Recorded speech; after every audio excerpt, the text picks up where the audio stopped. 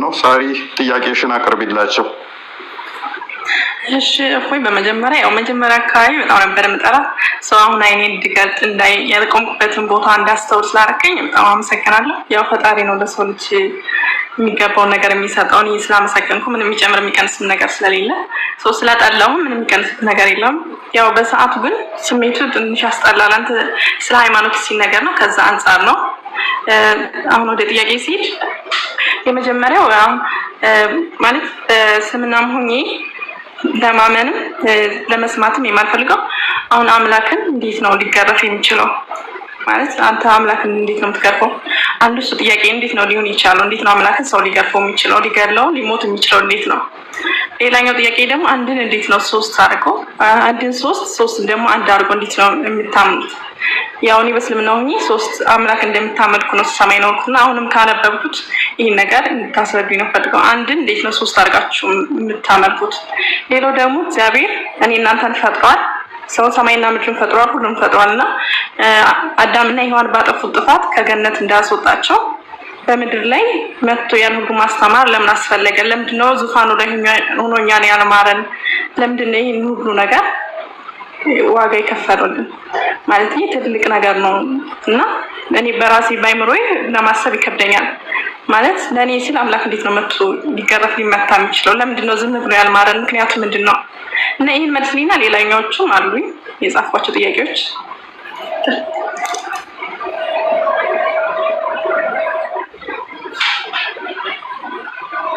መምህራኖች ቀጥሉ። እናንተ እያላችሁ እኔ ማውራት ሳይጠበቅብኝም አይ ቲንክ እናንተ ቀጥሉ። መምህር ኤፍሬም ይቀጥሉ።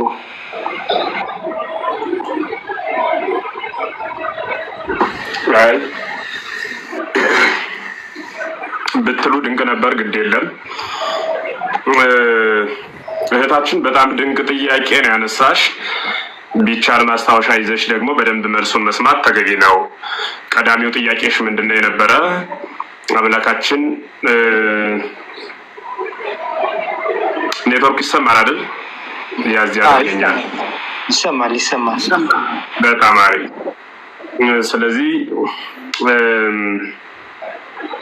ነገረ ስጋዌና ምስጢረ ስላሴ ይባላል ሁለቱ አሁን ያነሳሽው ሐሳብ። በነገረ ስጋዌ አካላዊ ቃል ወልደ እግዚአብሔር ኢየሱስ ክርስቶስ ስግው ሆኖ በእመቤታችን ተወልዶ የደረሰበትን ስቃይ፣ በደል፣ ግርፋት፣ ሞትና ትንሣኤ ለምን አደረገው? ባሪያም ተቀምጦ በዚያው በሚኖርበት በዘላለማዊ ሕልውናው በዙፋኑ ተቀምጦ የሳተውን አዳም ወደ ቀደመ ክብሩ መመለስ ሲችል ከሰማየ ሰማያት መውረድ፣ ከድንግል መወለድ፣ በአይሁድ አደባባይ መቆም፣ ፍርድ መቀበል፣ በቀራንዮ አደባባይ መሰቀል፣ ወደ መቃብር መውረድ ለምን አስፈለገ የሚል ነው። ይህ ነገረ ስጋዌ ወይም ምስጢረ ስጋዌ ተብሎ ይነገራል። ስጋዌ ማለት ሰው የመሆን ምስጢር፣ የአምላክ ሰው መሆን እርሱ ስጋዌ ይባላል። ይህን ያነሳሽው። ሁለተኛው ጥያቄሽ ምስጢረ ስላሴ ነው። አንድ ጊዜ ሶስት ሌላ ጊዜ ደግሞ አንድ ትላላችሁ፣ እንዴት ይሆናል ነው። ለነገር ትክክል ነሽ። ሶስት የሆነ ነገር አንድ አይሆንም፣ አንድ የሆነ ነገር ሶስት አይሆንም። እኛ ግን እያልን ያለነው ለአምላክ ነው። ለአምላክ ደግሞ ይህ እንዴት ይሆናል ብለን ምን ሞግተው አይደለም። ራሱን የገለጸበት ምስጢር እኔ እንዲህ ነኝ ብሎ ነው የነገረን። አንዱ እሱ ነው። ሌላኛው ምስጢር ስላሴ የሆነ ቀን አንድ የሆነ ቀን ሶስት የሆነ አምላክ አይደለም። አንድ የምንለው በባህሪ ነው። ዘላለሙን አንድ ነው። የሆነ ቀን ሶስት አይደለም። የሆነ ቀን አራት አይደለም። የሆነ ቀን አንድ አይደለም። ይቅርታ ሶስት አይደለም።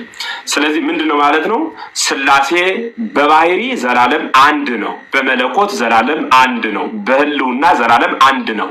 በአገዛዝ ዘላለም አንድ ነው። በስም ዘላለም ሶስት ነው። በግር ዘላለም ሶስት ነው። ሌላም በመሳሰሉት ሶስት ብለን ምንናገርበት አለ። አንድ ብለን ምንናገርበት አለ። አንድነቱ ወደ ሶስትነት አይፈልስም፣ ወይም ደግሞ አንድነቱ በሶስትነት አይሰነጠቅም። ሶስትነቱ ደግሞ በአንድነት አይጠቀለልም። ዘላለም የሚኖር አንድነት፣ ዘላለም የማይጠፋ ሶስትነት ማለት ነው። ይህ ነው ምስጢረ ስላሴ የሚባለው። ምክንያቱም እግዚአብሔር ራሱን የገለጸበት ነው። ለምሳሌ አብ የራሱ የሆነ ፍጹም ገጽ፣ ፍጹም መልክ፣ ፍጹም አካል አለው እንላለን። እንዲህ ያለ ማለት ግን አብ የራሱ የሆነ ፍጹም ገጽ፣ ፍጹም መልክ፣ ፍጹም አካል አለው አለ ማለት ግን አብ የራሱ ልብ፣ የራሱ ቃል፣ የራሱ እስትንፋስ አለው እያልን አይደለም። ቃሉ ወልድ ነው፣ እስትንፋሱ መንፈስ ቅዱስ ነው። አብ በራሱ ልብነት በወልድ ቃልነት በመንፈስ ቅዱስ እስትንፋስነት ሕያው ሆኖ የሚኖር ነው። ወልድም በራሱ ቃልነት በአብ ልብነት በመንፈስ ቅዱስ ሕይወት ወይም እስትንፋስነት ሕያው ሆኖ የሚኖር ነው። መንፈስ ቅዱስም እንዲሁ በራሱ ሕያውነት በአብ ልብነት በወልድ ቃልነት ሕያው ሆኖ የሚኖር ነው ማለት። ይህ የረቀቀ ምስጢር ነው። እንዴት ይሆናል ካልሽኝ የሚታመን ነው። እንዴት ለምን እንዴት ሆናለ ብለን የምንሞግተው ለምን እንዲሆንክ ብለን የምንከራከረው አይደለም። ለምን ከተባለ ይህ ምስጢር እግዚአብሔር ነው። ምስጢር እግዚአብሔር ደግሞ ከሰዎች ሕሊና የተለየ በራሱ የሚወሰን ስለሆነ ራሱ በገለጸልን መጠን እንዲያናምናለን። ለምን እኛ ባሰብነው ልክ ሆነ ሲባል ከተባለ የፈጠረን እርሱ እንጂ እኛ አይደለንም። ያው ያለውት የፈጠርነውን ይህን ያህላል ይህን ይመስላል ብለን ልንናገርለት እንችላለን። ለምሳሌ ለምን ይህን ያህል ክብደት ሆነ፣ ለምን ይህን ያህል ኪሎ ሆነ ብለን ልናገር እንችላለን። ለምን ከተባለ ያን ኃይል ያን አካል ያመጣ ነው እኛ ስለሆን ማለት ነው። እኛ ስለሆን ኔትወርክ ቀይ ያበራብኝ ነው። እንደሚሰማ ግን ምልክት ስጡኝ። ኮሜንቱም ዝግ ስለሆነ ይሰማል አይደል? ክርስቶፎር ይሰማል። በጣም ደግ። ስለዚህ የሆነ እኛ አይደለንም ያመጣ ነው፣ ያመጣን እርሱ ነው። እርሱ ደግሞ ሲያመጣን በባህሪ በህልውና በአገዛዝ በስልጣን በመለኮት አንድ የሆኑ ዳሩ ግን ደግሞ ሶስት አካላት ሶስት ግብር ሶስት የሆነ ደግሞ ስም ያለኝ ነኝ ብሎ ሶስት አካል ያለኝ ነኝ ብሎ ራሱን ለቅዱሳን በገለጸበት ምስጢር በዚያ የምናመልከው ነው ማለት ነው። ምስጢረ ሥላሴ የሚባለው ይሄ ነው። ይህ ማለት ግን ሶስት አማልክት አለን ማለት አይደለም። ሶስት አካላት አለን እንጂ አምላክ ግን አንድ ነው። ሶስት አካል ሆኖ እንዴት አንድ አምላክ ይሆናል ካልሽኝ፣ ሶስት አካል ሆኖ አንድ አምላክ የሆነ እርሱ ብቻ ነው። ልብ በይ። ሶስት አምላክ የሆነ ደግሞ አንድ አምላክ ማለት ሶስት አካል የሆነ ደግሞ አንድ አምላክ የሆነ እርሱ ብቻ ነው ማለት ነው። ማን ከተባለ እርሱ እግዚአብሔር ነው። ከምንለው ጸሎታችን አንዱ ሊቃውንቱ ሲተረጉሙ ምንድነው? በቅድስት ሥላሴ ማለት ልዩ ሶስት ማለት ነው። ልዩ ሶስት ማለት ከሌላ ሶስት ጋር የማትገጥም ማለት ነው። ሌላ ሶስት ነገር ብንቆጥር አንድ ቢነሳ ሁለት ይቀራል፣ የተለያየ ነገር ይሆናል። አንዱ ፊት የመጣ አንዱ በኋላ የተገኘ ሊሆን ይችላል። በእነርሱ ዘንድ ግን አብ አባት ስለሆነ ወልድ ልጅ ስለሆነ ከመንፈስ ቅዱስ ከአብ የማያንስ ትክክል የሆነ ብላ ቤተክርስቲያን ታስተምራለች። ምስጢረ ሥላሴ ነገ ከነገ በኋላ እየተማር ስትሄድ የሚገለጽልሽ ነው ማለት ነው። ወደ ነገረ ሥጋዌ ስመጣ ለምንድን ነው አዳም በደለ? አዳም ከበደለ በኋላ ቃል ገባለት፣ መጦ ተወለደ። መጦ ከሚወለድ ቃልም ከሚገባ ዝም ብሎ ባለበት አያድነውም ነበር ወይ ብለሽ ላነሳሽው ጥያቄ ረቂቅ ምስጢር ነው ያለው። ይህ ምስጢር ምንድን ነው? አዳም አትብላ የተባለውን ዕፀ በለስ በላ። ይህን ዕፀ በለስ ሲበላ ከመብላቱ በፊት እግዚአብሔር ትእዛዝ ሰጥቶታል ለአዳም። ኦሪት ዘፍጥረት ምዕራፍ 2 ቁጥር 17 ስታነቢ ወይቤሎ እግዚአብሔር ለአዳም እምኩሉ ዕፅ ዛሎ ውስተ ገነት ብላ ወምጽእሱ ዘታሪቡ ሰናይ ወእኩይ ይትብላ ብንውስ መበለት ትበል ሞተት ነውት። በአማርኛ ልተርጉመው። እግዚአብሔርም አዳምን አለው በገነት ያለውን ሁሉ ብላ፣ ይችን ዕፅ ግን እንዳትበላ፣ ብትበላ የሞት ሞት ትሞታለህ ብሎ ነገረው። ልብ በሉ አትብላ፣ ብትበላ ደግሞ የሞት ሞት ትሞታለህ አለው። ማን ነው ባዩ? እግዚአብሔር። የሚባለው አካል ማን ነው? አዳም ነው። አዳም አሁን ይችን እንጨት በላ። እግዚአብሔር መሐሪ ነው። ልብ በሉ፣ እግዚአብሔር መሐሪ ነው። እንዳይምረው የሞት ሞት ትሞታለህ ብሎታል።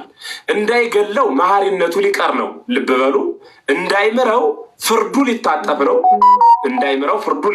ነው። ደግሞ እንዳይተወው ደግሞ የሞት ሞት ትሞታለህ ብሎታል። እግዚአብሔር መሐሪነቱም የማይቀርበት ፍርዱም የማይቀርበት ቀጭን ጎዳና አበጀ ማለት ራሱን ሰው አደረገና የአዳምን ሞት በራሱ ተሸከመና ነሳ ደዌነ ወጾረ ሕማመነ እንዲል ኢሳያስ ደዌያችንን ያዘ ሕማማችንን ተሸከመ እንዲሉ ነቢያት የአዳምን ደዌ አድርጎ የአዳምን ፍርድ በራሱ ላይ ተሸከመ። ይህ ማለት እንደ መሐሪነቱ አዳምን ማረው፣ እንደ ፈራጅነቱ ፍርዱን በራሱ ላይ ተሸከመ። አምላክ ለምን ተደበደበ? ለምን ቆሰለ? ለምን በፍጡር እጅ ወደቀ ሲባል አዳምን የሞት ሞት ትሞታለህ ስላለው የአዳምን ሞት ለመሸከም በራሱ ላይ ራሱን ሰው አደረገ ማለት ነው። ቃል ስለገባ አይደለም፣ የሆነ ነገር ስለሆነ አይደለም።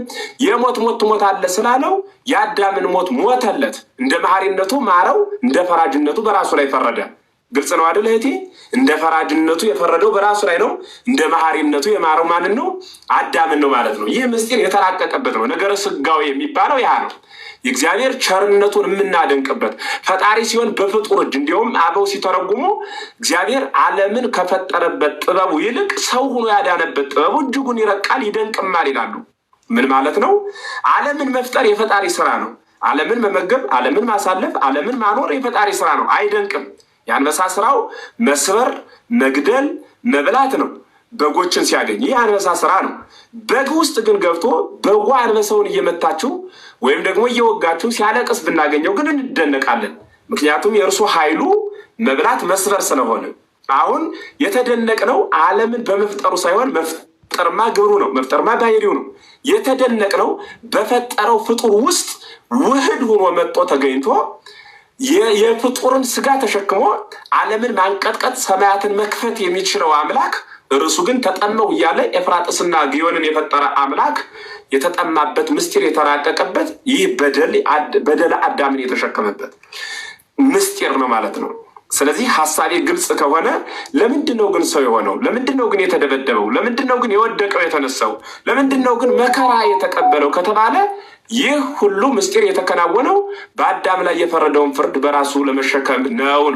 ባይሸከመውስ ምን ይመጣ ነበር ቢሉ በአዳም በራሱ ላይ ይፈርድበታል።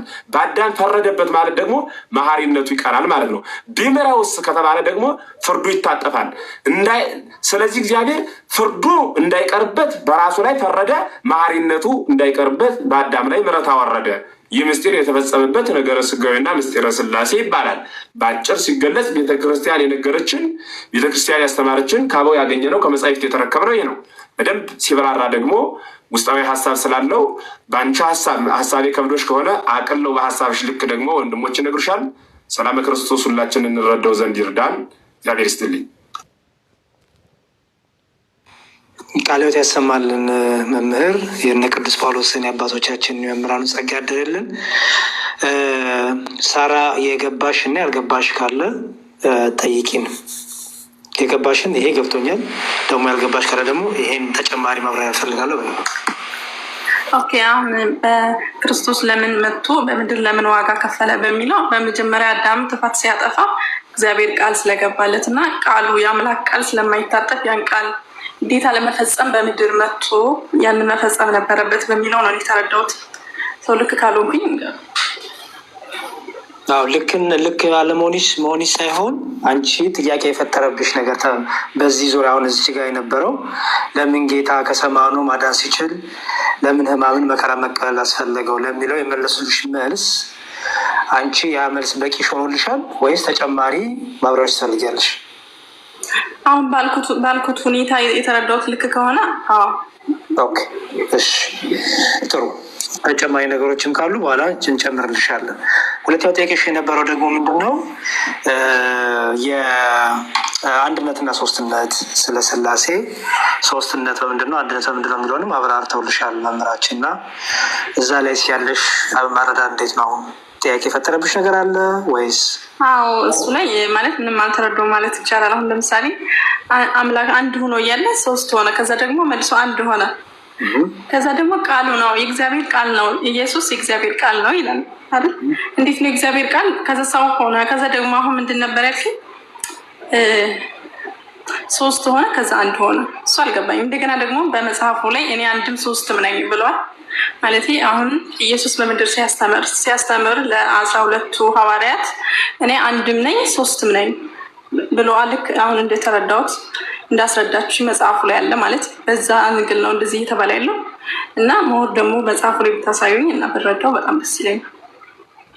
ኦኬ፣ እሺ። ሌላው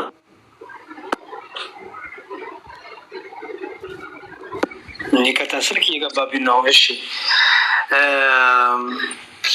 አንድነትና ሶስትነት እና ከሰማዩ ለምን አላዳነንም? ሌላ ሶስት ጥያቄ ነበርሽ ወይስ? አይ ቲንክ አንደኛው ውስጥ ተቀላል፣ ሁለተኛው መሰለሽ ጥያቄሽ። ሌላ ጥያቄ አለ ግን አንድ ላይ ጠይቅ እዚሁ ላይ። አይ ነው ቅድም ያቀረብሻቸው ውስጥ ያስቀድሙ እነሱ። ኦኬ፣ እሺ፣ በጣም ጥሩ። መምህር ስላሉ እሳቸው ያርሙናል። እኔና ክርስቶፎረስ ደግሞ ትንሽ እንጨምርልሽና እንዲሁ ለወጥ ሲል ነቃ ብለሽ ታዳምጫለሽ ነው። ግን መምህር ደግሞ እኛ ያጎደለውን አርመው መምህራችንም ስለሆኑ እሳቸው ፊት ብንሳሳት ሁላችንም እሳቸው ያርሙናል። እሺ እኔ ጥቂት ደቂቃ ወስጄ እንትን ልበልሽ። ከዛ ደግሞ መምህር ክርስቶፎረስ ሜይ ቢ የረሳሁትም ካለ የሚስተካከልም ካለ አስተካክለው ያስተምሩናል ማለት ነው። እሺ የመጀመሪያው ማወቅ ያለብሽ ነገር በደንብ ስሚኝ ሳራ። አምላክ በእኛ ጭንቅላት ምሳል በእኛ ጭንቅላት ይሄ አምላክ እንዲህ ቢያደርግ እንዴት ይሆናል፣ እንዲህ ቢሆን እንዴት ይሆናል የሚባል አይደለም። አምላክ በራሱ አምላክነት ባህሪው አንደኛው ምንድን ነው? ከአይምሮ ከጭንቅላት በላይ ነው። ለጭንቅላት የተመቸሽ አምላክ ካለ እርሱ ጣዖት ነው የሚሆነው። ኦኬ አምላክ አምላክነት ያሰኘው አምላክ ራሱ ያሰኘው አንደኛው ባህሪው ምንድን ነው? ከአይምሮ በላይ ሆኖ አንቺ ግን አማኟ በእምነት የምትረጁ ነው፣ በእምነት የምትቀበዩ ነው። ኦኬ ራሱን ይገልጣል እሱ በወደደው፣ አማኙ ያን አምላክ በገለጠበት ራሱን ይረዳል። አምላክ ራሱን ሲገልጥ አማኙ ግን አይ አገላለጥ ለጭንቅላቴ አልተመቸኝም፣ አገላለጥ ግን ትንሽ ለጭንቅላቴ ከብዶኛል ካለ ያ አማኙ የሚፈልገው ቀላል አምላክ ጣዖታት ነው የሚፈልገው ማለት ነው። አምላክ ደግሞ ከዛ ባህሪ የወጣ ነው። ስለዚህ እሱን በደንብ ልታስተው ያስፈልጋል። ኦኬ ሰው እኛ የምናወራው እግዚአብሔር ስለ ክርስቲያኖች በመገለጡ እግዚአብሔር ራሱ እንዴት ገለጠ ትልቁ ይሄ ነው። በቃ ሶስትነት አንድነት ስንል አሁን አንቺ እንደለመድሽው ወይ እንደለመር ነው በተለምዶ 1 2 3 ከዛ ደግሞ አንድ ሲታሰብ በአይምሮ 1 እና 3 እኮ ምናምን ታያለሽ አይደል? ይሄ አይምሮ ነው የሚለው። ታዲያ 1 እና 3 ሲባል ግን እንደዚህ እንደምንቆጥረው ዓለማዊ ቁጥር እንደምንቆጥረውና 1 3 እያለን እንደምንመድበው ነው አይደለም። አንድነትና ሶስትነት ስንል ምን ማለት ነው ሲባል ሶስትነቱ እንዴት ነው እግዚአብሔር የገለጠው፣ አንድነቱ እንዴት ነው የገለጠው፣ እኛ በሚቀለን መልኩ ሰዎች በሚረዱት መልኩ ስናብራራው እሱን ላሰማሻው። የመጀመሪያው እግዚአብሔር 3 ነው ስንል እግዚአብሔር 3 መለኮት ነው እያልን አይደለም። እግዚአብሔር 3 ነው ስል ራሱን በምን ገለጠልን? በስም 3 እንደሆነ ገለጠልን። ማን ብሎ? አብ ወልድ መንፈስ ቅዱስ። እግዚአብሔር አብ፣ እግዚአብሔር ወልድ፣ እግዚአብሔር መንፈስ ቅዱስ። በብሉይ ኪዳን እግዚአብሔር እያሉ ይጠሩታል አባቶቻችን። በሐዲስ ኪዳን ደግሞ ልጁን ገለጠልን። ልጁን በመግለጡ ደግሞ እግዚአብሔር አብ እንደሆነ ወይም አባት እንደሆነ፣ ወልድ የሚባል ልጅ እንዳለው፣ መንፈስ ቅዱስ የሚባል ደግሞ ሕይወት እንዳለ፣ ሰራጺ እንዳለ ደግሞ ተማርን ማለት ነው። እግዚአብሔር ራሱን ገለጠልን። ስለዚህ በስም 3 ነው እንላለን። በምን? አብ ወልድ መንፈስ ቅዱስ በስም 3። በደንብ አስተው የምናገረው እንዳለ ይህን የምናገረው መጽሐፍ ቅዱስ እትሻለሁ። ከዛ እግዚአብሔር በግብር ደግሞ 3 ነው። በግብር 3 ነው ማለት ነው። አብ አባት ነው። አብ ልጅ አይደለም። አብ አባት ነው። የባህሪ ልጅ አለው። ማን የሚባል? ወልድ የሚባል። ኦኬ የባህሪ ልጅ ማለት ነው አብን መስሎ አብን አክሎ አብን ተካክሎ ከአብ እኩል የሆነ ማለት ነው። ኦኬ የባህሪ ልጅ ይባላል። ወልድ። ከዛ ደግሞ መንፈስ ቅዱስ አለ። ከአብ የሚወጣ ከአብ የሚሰርጽ ወይም መንፈስ ቅዱስ የአብና የወልድ ሕይወት እስትንፋስ የተባለው ማለት ነው። ስለዚህ በግብር 3 ነው ማለት ነው። አብ ወልድ አይደለም፣ ወልድ አብ አይደለም።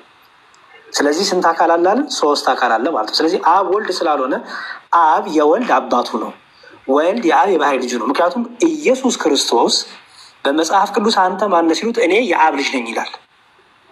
አስተውይ። አንተ ማነህ ሲባል እኔ የአብ ልጅ ነኝ ይላል። ከዛ ደግሞ እኔ ደግሞ የሰው ልጅ ነኝም ይላል ጌታ። የሰው ልጅ የተባለው ለምንድን ነው? ከድንግል ማርያም ስለተወለደ በስጋ ማርያም ስለተገለጠ የሰው ልጅ ይባላል። ግን ደግሞ አስቀድሞ እሱ ታዲያ የት ነበረ ቢባል በክብሩ ከአባቱ ጋር ነበረ። ይሄንን ደግሞ ሲናገር እኔ ከአባቴ ዘንድ ወጥቼ መጥቻለሁ አለ ጌታ። ጥቅሶቹን አሁን እሰጥሻለሁ ማለት ነው። እኔ ከአባቴ ዘንድ ወጥቼ መጥቻለሁ አለ። ስለዚህ አባቴ ብሎ ይጠራዋል አብን። ራሱ ወልድ መቼ ነው አባት ያለው? ከድንግል ማርያም ሲወለድ አይደለም፣ አስቀድሞ አባቴ ነበር እያለ ነው ጌታ። ስለዚህ በግብር 3 ነው ማለት ነው። አብ የወልድ አባት ነው፣ ወልድ የአብ የወልድ አባት ነው፣ ወልድ የአብ ልጅ ነው፣ መንፈስ ቅዱስ ሰራጺ ነው፣ ከአብ የሚወጣ ነው እንዳለ ማለት ነው። ይሄ ግብር ምን ነው? ከዛ ደግሞ የስም አለን፣ ግብር አለን፣ ከዛ አካል አለን።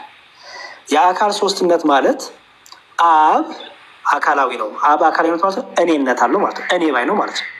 ኦኬ ፐርሰን ነው ማለት ነው። ወልድም አካላዊ ነው፣ እኔ ባይ ነው። መንፈስ ቅዱስም እኔ ባይ ነው። ኦኬ ስለዚህ ሶስት አካል አለ ማለት ነው። ሶስት ስም፣ ሶስት ግብር፣ ሶስት አካል። እስካሁን ድረስ አስተዊ ሶስት መለኮት፣ ሶስት አምላክ አላልኩም። እሺ እስካሁን እያወሩ ያሉት ምንድን ነው? ግብር አባት፣ ልጅ፣ መንፈስ ቅዱስ ሰራጽ፣ ስም አብ ወልድ መንፈስ ቅዱስ። ከዛ ደግሞ ምን አልኩሽ?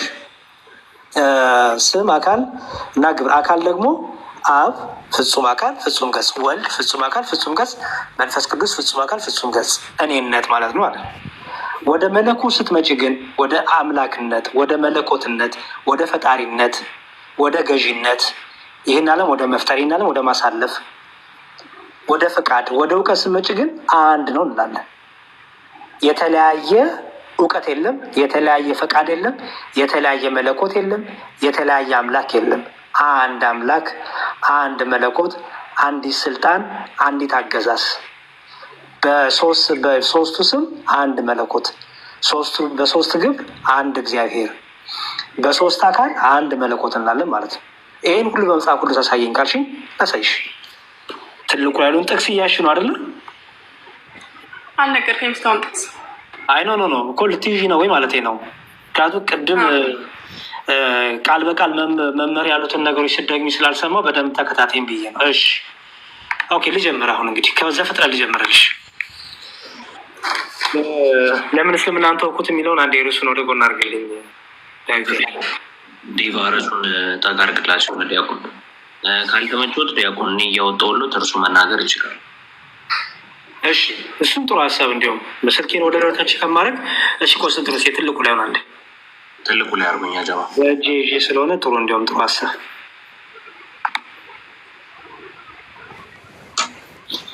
ዴቭ ሞዴሬተሮች ትልቁ ላይ አርጎኝ እኔ ራሴን ማድረግ ስለማልችል ነው። ሞዴሬተር አይደለሁም አይገርምህም? እሺ ዴቭ አለ ወይ? ሞዴሬተሮች ካላችሁ ትልቁ ላይ አርጉት። ኮንስታንቲኖስ 1700 ሰው ሞዴሬተር የለም። በጣም ነው የሚያሳዝን። እኔ እኮ ሞዴሬተር ነኝ ግን እንዲህ ልበልና እስከዛ ድረስ ይቀጥሉሽ። እሺ ይታይሽ ይሆን ዴቭ? እንዴ ሞዴሬተር ምንድን ነው የታለ? ናኑሻ ምናምን የላችሁ? ኔትወርክ ተቋርጧል እንዴ? ሳሪ አለን እኔና ክርስቶስ አለ። ችግር የለም። በቃ እንደዚህ ይቀጥሉ። ይታየኛል። ችግር የለም። ኮመንቱን አብሮትና ሞዴሬተሮች እንዲመጡ አድርጓቸው። ኮመንቱን ስታበሩላቸው መኖራቸውን ይነግሯቸዋል። ኮመንትን ለማብራት እኮ ሞዴሬተር የለንም፣ ተቸገር። ኮመንት እንዴት ነው የሚያበረው? ሞዴሬተር አለ። ኦኬ እቺ እንትኗ ላይ ግባና ይሄ ሼር የምትለው አለች ከርቭ ነገሯ፣ ቀስት ነገሯ። እሺ እሷን ስትነካት ከዛ ሞዴሬተር ሴቲንግ የሚል አለ አይደል? እሱን ስትነካ ኮመንት የሚል ይመጣልሃል። ያው ከፈትኩት። ኦኬ ሊገርሙት እስከዛሬ አላገም ነው። እሺ ሳሪ አሁን ማነብልሽ ኦሪት ዘፍጥረት ራሱ እኮ ማሳደግ ይችላል። ዲያቆንዬ ሰላም ብዬ ራሱን እኮ ማሳደግ ይችላል። እኔ ጋር ማሳደግ ካለ እኮ ራሱ እኔ ጋር ማሳደግ የለችም። የሚገርም ኧረ እባክህ። ኦኬ ወደ ደውለት ወደ ጋር እሺ ቀጥሉ። እስከዛ ድረስ ዲያቆን ወይም እኔ እርሱን ላተልቆትና ሲመጣ እኔ ከፍ ያደርጉ።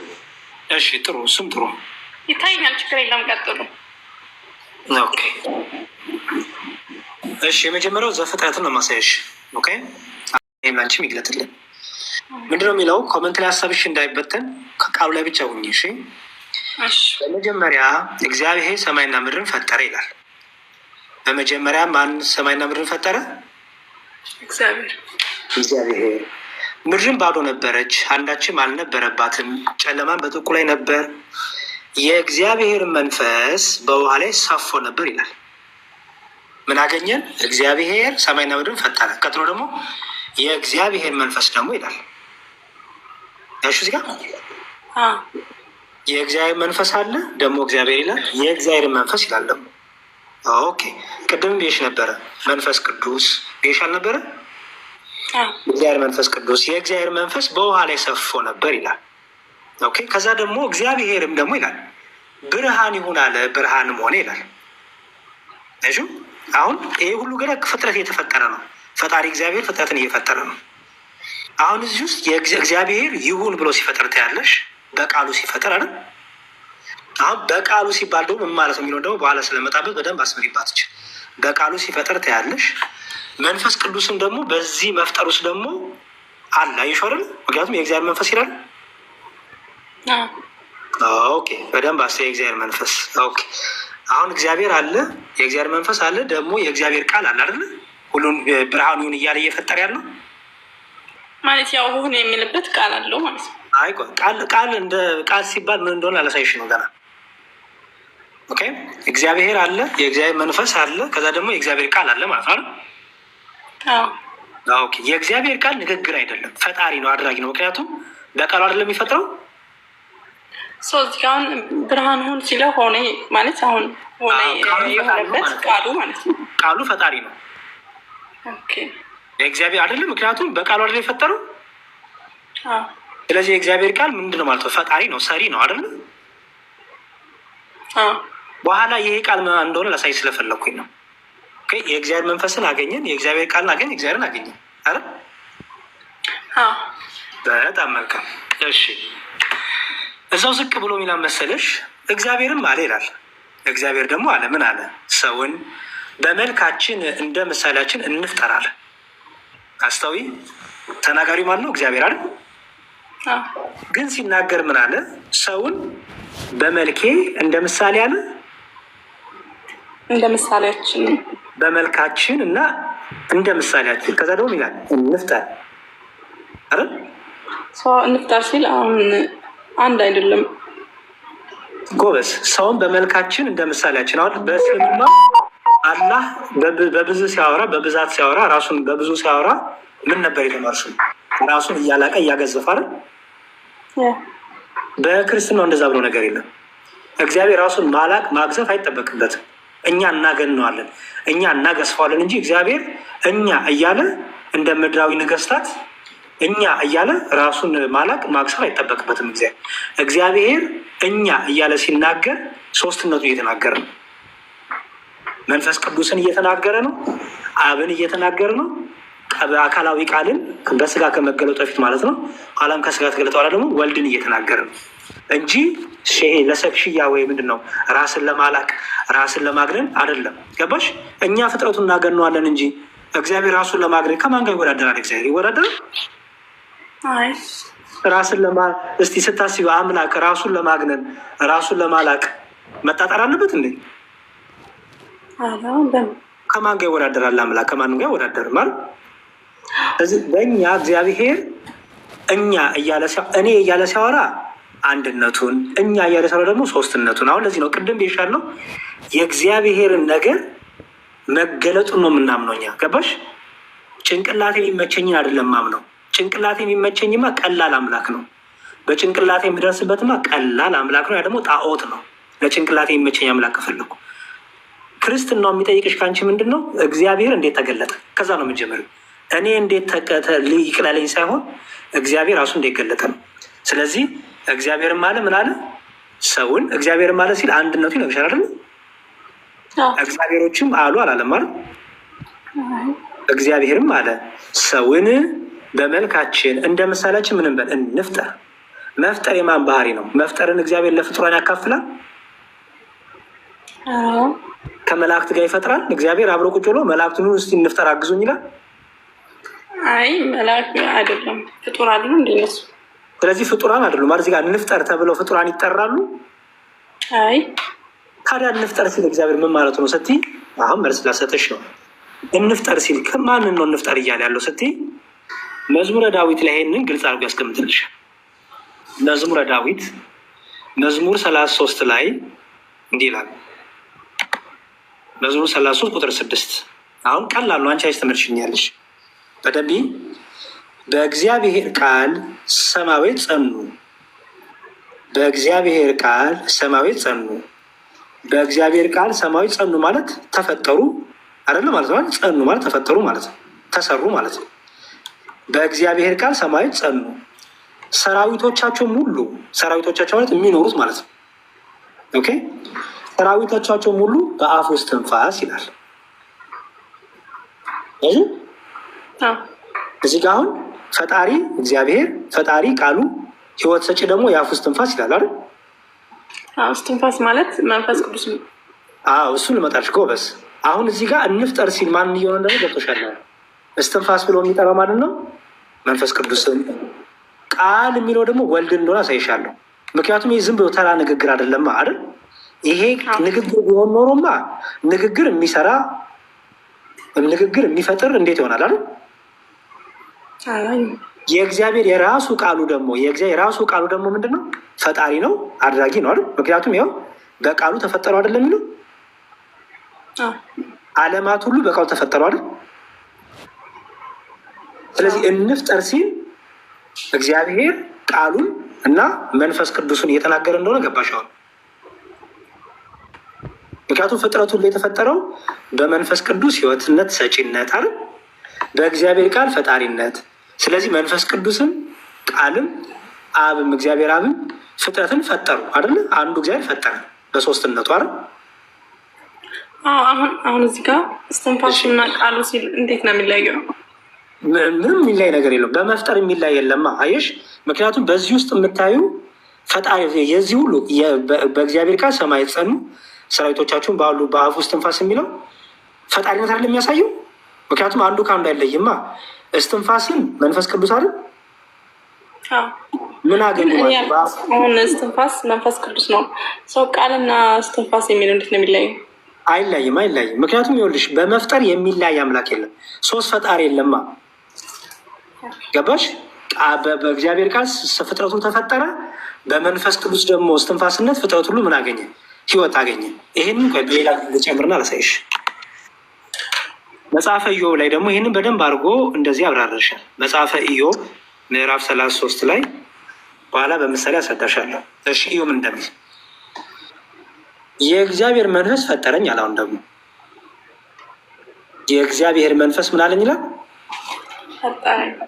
ሁሉንም የሚችል የአምላክ እስትንፋስ ህይወትን ሰጠኝ ይላል። ሁሉንም የሚችል የአምላክ እስትንፋስ ምን ሰጠኝ? በጣም ጥሩ። እግዚአብሔር እዚህ ጋር ደግሞ ፈጣሪ ማን ተባለ? ያው መንፈስ ቅዱስ ለማለት ነው። መንፈስ ቅዱስ አይሹ። ምክንያቱም ቅድም ብዬሻለሁ በመፍጠር አብ ወልድ መንፈስ ቅዱስ አንድ አላልኩሽም? ሰው መንፈስ ቅዱስ ማለት የእግዚአብሔር መንፈሱ ነው አይደል? ራሱ መንፈስ ቅዱስ ማለት እግዚአብሔር መንፈስ ቅዱስ ነው ሲባል ራሱ መንፈስ ቅዱስ ህይወት የሚሰጥ ቅዱስ የእግዚአብሔር መንፈስ የእግዚአብሔር እስትንፋስም ይባላል። ገባሽ? ለምሳሌ በቀላል ምሳሌ አመጣልሻለሁ። ቃሎቹን አሳይሽ ነው። አሁን የእግዚአብሔር መንፈስ ፈጠረኝ። ማነው እዚህ ጋር ፈጣሪ የተባለው?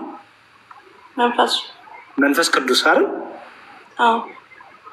የአምላክ እስትንፋስ የተባለው ማነው? ራሱ መንፈስ ቅዱስ አይደል? በጣም ጥሩ። ቅድም ማን ፈጣሪ ተባለ? ቃል አይደል? በእግዚአብሔር ቃል ተፈጠሩ አይደል የሚለው? በእግዚአብሔር ቃል ተፈጠሩ። ሰማይ ጸማ በእግዚአብሔር መንፈስ በዚህ ጋር መንፈስ ቅዱስ። ስለዚህ ስንት ፈጣሪ አለ ማለት ነው? አንድ ፈጣሪ አይደል? ምክንያቱም መንፈስ ቅዱስ የሚሰራው ማን ይሰራል ማለት ነው? ቃልም ይሰራል። እግዚአብሔር ቃል ይሰራል ማለት ነው አይደል? የእግዚአብሔር ቃል የእግዚአብሔር ወልድም እግዚአብሔር አብም እግዚአብሔር መንፈስ ቅዱስም ፈጣሪ ነው ማለት ነው አይደል? ዙሮ ሁሉም ከእግዚአብሔር የወጡ ናቸው ነው። አንድ መንፈስ በቃ አንድ ይቅርታ፣ አንድ አምላክ ያለው በመፍጠር አንድ ፈጣሪ ነው ያለው። አሁን ደግሞ ጌታ ራሱ የተናገረውን ደግሞ ላሳይሽ። ኦኬ፣ ወደ አሁን ይሄ ያሳየሽ በጣም ጥቂት የሆኑ ከብሉይ ኪዳን ያሳየሽ። ወደ አዲስ ኪዳን ልግባ። ብሉይ ኪዳንና አዲስ ኪዳን ለይተሻል አይደል? ለይተሻል አይደል? እሺ፣ ብሉይ ኪዳንና አዲስ ኪዳን ምንድን ነው ልዩነቱ? አዲስ ኪዳን ማለት ኢየሱስ ክርስቶስ ከመጣ በኋላ የጻፉት አይደል? ብሉይ ኪዳን ደግሞ ማለት ነቢያቶች እንደ ትንቢት ምናምን የተናገሩት። ጥሩ፣ እንደሱም ነው። ግን በነቢያቱ የብሉይ ኪዳን ማለት ሕገ ኦሪት የነበረበት እግዚአብሔር በነቢያቱ ሲናገርበት የነበረው ነው። ኦኬ። ሐዲስ ኪዳን ግን ራሱ እግዚአብሔር በልጁ የተናገረበት ነው። ኦኬ። ይሄን ደግሞ ለሰች አዲስ ኪዳን ማለት አራቱ ወንጌሎች አይደል? አዲስ ኪዳን ያሰኘው የክርስቶስ መምጣት ነው። ጌታ ከመጣ በኋላ ሐዋርያቱን መርጧል። አዲስ ኪዳን ያሰኘው ጌታ በመምጣቱና አዲስ ኪዳን ስለተደረገ ነው። እሱም በሌላ ቀን ኪዳን ሁለቱ ኪዳናት ብሉይ ኪዳንና አዲስ ኪዳን ሲባል ምን ማለት ነው የሚለውን ደግሞ አሳይሻለሁ። እሺ ኦኬ። እሺ አሁን ደግሞ ምን ላሳይሽ? ሁለት ክፍሎች አሳይሽ። በደንብ አስተውይ። እሺ የዮሐንስ ወንጌል ምዕራፍ 1 ላይ እንዲህ ይላል፣ በመጀመሪያ ቃል ነበር ይላል። በመጀመሪያው ቃል ነበር ሲባል ይሄ መጀመሪያ የተባለ የትኛው ነው? መጀመሪያ ማለት መጀመሪያ ነው። ቃል ማለት መጀመሪያ ነበር ነው። በመጀመሪያው ሲል ቅድም ኦሪት ዘፍጥረት ላይ በመጀመሪያ እግዚአብሔር ሰማይና ምድርን ፈጠረ ሲል ምን ማለት ይመስልሻል? አሁን እዛ እግዚአብሔር የፈጠረበት ቃሉ ማለት ነው። ኖ እሱን አለ የጠየኩሽ ሳርዬ። በመጀመሪያ የምትሆነ ገና እዚህ በመጀመሪያ ጋር ያለሁት በመጀመሪያ ማለት ትርጉሙ ነው ጥቂኝ። ጎበዝ፣ እሱን የጠየኩሽ። ለምሳሌ በመጀመሪያ እግዚአብሔርን ሰማይና ምድርን ፈጠረ ስል ምን ያልኩ ነው? በመጀመሪያ ማለት ምንም ሳይኖር በፊት ማለት ነው። በጣም ፍጥረት ከመፈጠሩ በፊት ማለት ነው። ፍጥረት ከመፈጠሩ በፊት ካልኩኝ ፈጣሪ አለ ማለት ነው። ፍጥረት ከመፈጠሩ በፊት ካልኩኝ ፈጣሪ አለ አይደለ? ምክንያቱም ፍጥረትን ያስገኘ ፈጣሪ አለ። ምንም ሳይኖር ፈጣሪ አለ፣ ከዛ ፍጥረት። ስለዚህ በመጀመሪያ ሲባል ፍጥረት ከመፈጠሩ በፊት ማለት ነው አይደል? ምንም ሳይኖር በፊት መጀመሪያ። ስለዚህ በመጀመሪያ እግዚአብሔር ሰማይና ምድርን ፈጠረ ሲባል ማለት ነው እግዚአብሔር አለ፣ ከዛ መፍጠር ምን አደረገ? ጀመረ ማለት ነው አይደል? ሰው እግዚአብሔር መጀመሪያ ነበረ፣ ከዛ ፈጠረ። ጎበዝ፣ በጣም ጥሩ። አሁን እዚህ ጋር እኔና በመጀመሪያ ቃል ነበር ማለት ነው። ከሁሉ መጀመሪያ ቃል ነበረ ማለት ነው። መጀመሪያ ንግግር ነበር ማለት ነው። መጀመሪያ ነበረ፣ ስሩ መጀመሪያ ነበረ። አሁን ላይ ያለ ነገር አይደለም ማለት አሁን ሳይሆን መጀመሪያ ነበረ። አንድ ነገር ነበር የምትይው እኔነት ያለው ነገር ነበር ያለ፣ እኔነት የሌለው ነገር ነበር ይባላል። እኔ ማለት የማይችል አካል ነበር ይባላል? ኧረ አይባልም። ንግግር እኔ ማለት ይችላል? ንግግር ብቻ። አሁን ለምሳሌ እኔ እና አንቺ የምናወራው ንግግር አለ አይደል? ከኔና ከአንቺ በፊት ነበር? አይ አይደለም፣ ከኔ ስለሆነ የሚወጡ ከኔ በፊት የለም። በጣም ጥሩ። ታዲያ እዚህ ጋር በመጀመሪያ ቃል ነበር ከተባለ ቃል ነበር ሲል ነበር የሚለው ምን ያሳይሻል? እኔነትን ያሳየ ያሳያል። ቃል ነበረ ማለት ቃል ነበረ፣ መጀመሪያ ነበረ። መጣሽልኝ። ስለዚህ ቅድም በዙረ ዳዊት ላይ በእግዚአብሔር ቃል ሰማዮች ጸኑ ሲል ያ ቃል እየተባለ ይጠራው ማን እንደሆነ እየገባሽ ነው? እኔነት ያለው እንደሆነ አካላዊ እንደሆነ። ኦኬ አሁን እግዚአብሔር ቃል እዚህ ጋር ክርስቶስ ወልድ የተፈጠረበት ቃል ነው ይሄ። ይኸውልሽ ቆይ በመጀመሪያ ቃል ነበር ነው የሚለው አይደል? ገና ስቀይር ገና ነብልሻለሁ። ነበር የምትለዋን እንድትፈቻልኝ ፈልጌ ነው።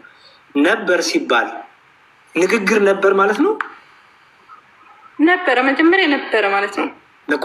ለንግግር ነበረ ታያለሽ። ንግግር ብቻ ከሆነ ነበር ይባላል። ለንግግር እንደዛ አይደለም። ንግግር እንዴት ነበረ? መጀመሪያ ነበር። እኔነት አለ ማለት አይደል? እኔ ማለት ይችላል ማለት አይደል? ይችላል። ጎበዝ። ስለዚህ ቅድም በመዝሙረ ዳዊት ላይ በእግዚአብሔር ቃል ሰማይ ጸኑ ሲል ቃል የተባለው ምን እንደሆነ ገባሽ? አሁን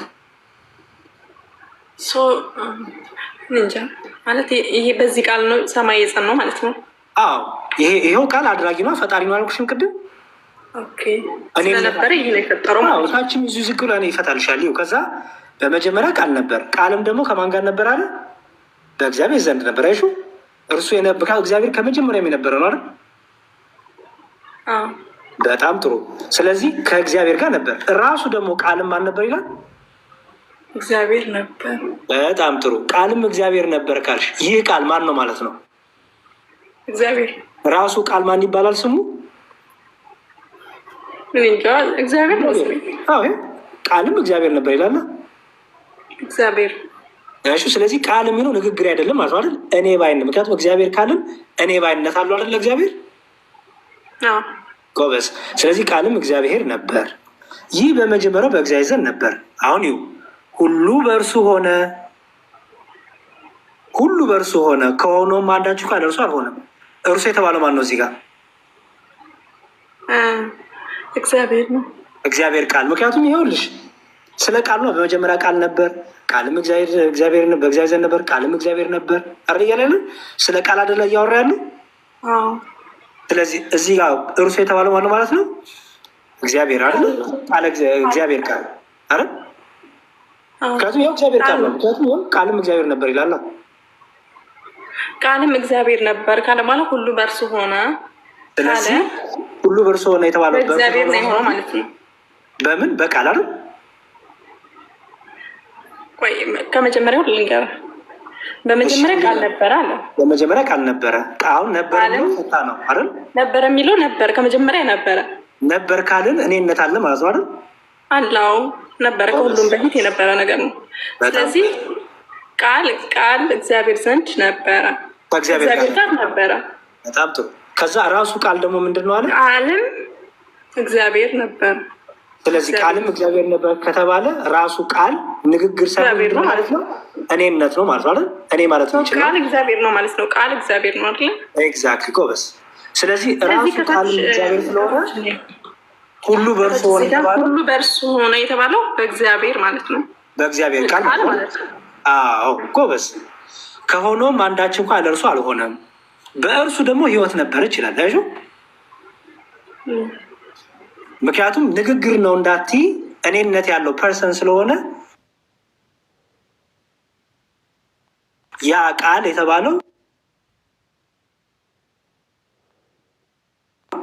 ማን ነው? ሕይወት አለው እኔነት አለው ማለት አይሹ። ሁሉ በእርሱ ሆኗል፣ በእርሱ ደግሞ ሕይወት ነበረችው፣ ሕያው ነበር ማለት ነው። ምክንያቱም እግዚአብሔር ሕያው አይደለ ለዘላለም አይደል? በጣም ጥሩ። ከዛ ይሄን እያነበሽ ዝቅ ስትይ እንዲህ የሚል ነገር ታገኛለሽ። ይኸው ከእግዚአብሔር የተላከ ስሙ ዮሐንስ የሚባል አንድ ሰው ነበር ይላል። ሁሉ በእርሱ በኩል እንዲያምኑ ይህ ስለ ብርሃን ይመሰክር ዘንድ ለምስክር መጣ። በማ ዮሐንስ ታውቂያለሽ? ዮሐንስ ማለት ጌታን ያጠመቀው ማለት ነው። ኦኬ ዮሐንስ ተላከ። ዮሐንስ የተላከበት ምክንያት ጎበስ። ዮሐንስ ሁለት አሉ ወይም እሺ፣ በእሱን ሌላ ርዕስ ውስጥ እንዳላስገባሽ። እሺ ይሄ ወንጌላዊ አይደለም፣ ይሄ አጥማቂ ዮሐንስ ይባላል። ወንጌላዊ ዮሐንስ ወንጌልና ራዕየ ዮሐንስና ዮሐንስ መልእክትን የጻፈው ነው። ይሄ አጥማቂው ነው። ኦኬ ይሄ አጥማቂ ዮሐንስ ነው።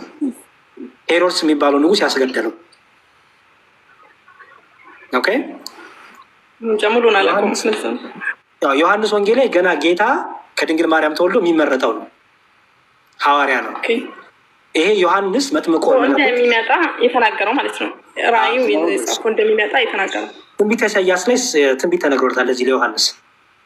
ኦኬ ከዛ ምን ይላል? ይሄ ዮሐንስ የሚመጣው ለምንድን ነው አለ? ስለ ብርሃን ሊመሰክር። እሺ ይኸው ስለ ብርሃን ሊመሰክር ዘንድ ለምስክርነት መጣ ይላል። ዮሐንስ ሲመጣ የሚመሰክርለት ማን አለ? ብርሃን አለ አይደለ? ስለ ብርሃን ሊመሰክር መጣ እንጂ እርሱ ብርሃን አልነበረም። ማነው እዚህ ጋር ሲተዋለው? ዮሐንስ አይደል? ዮሐንስ ስለ ብርሃን ሊመሰክር መጣ እንጂ እርሱ በራሱ ማን አልነበረም? ብርሃን አልነበረም።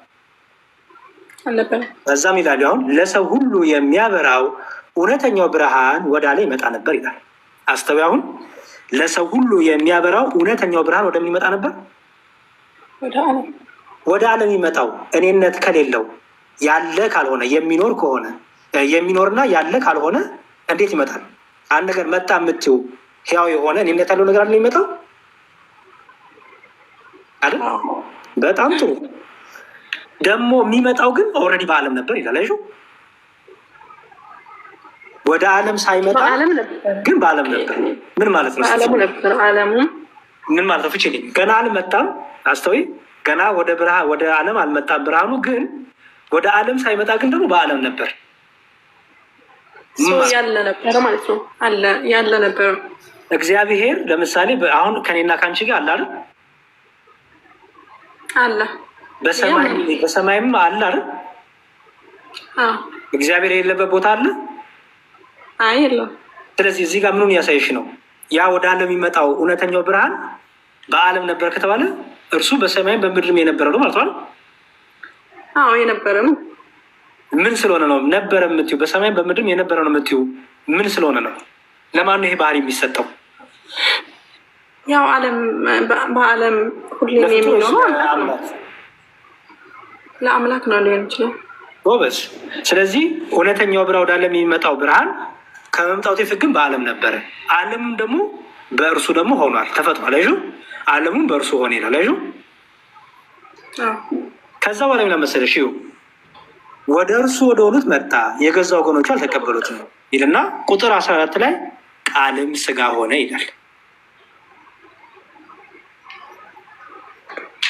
ቃል ስጋ ሆነ።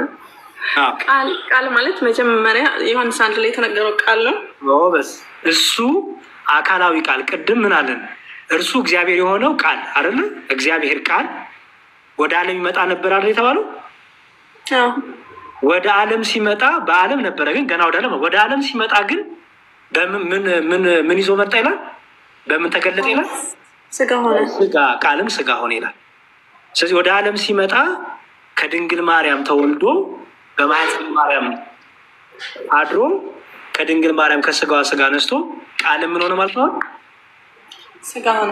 አስተዊ ቃልም ስጋ ሆነ።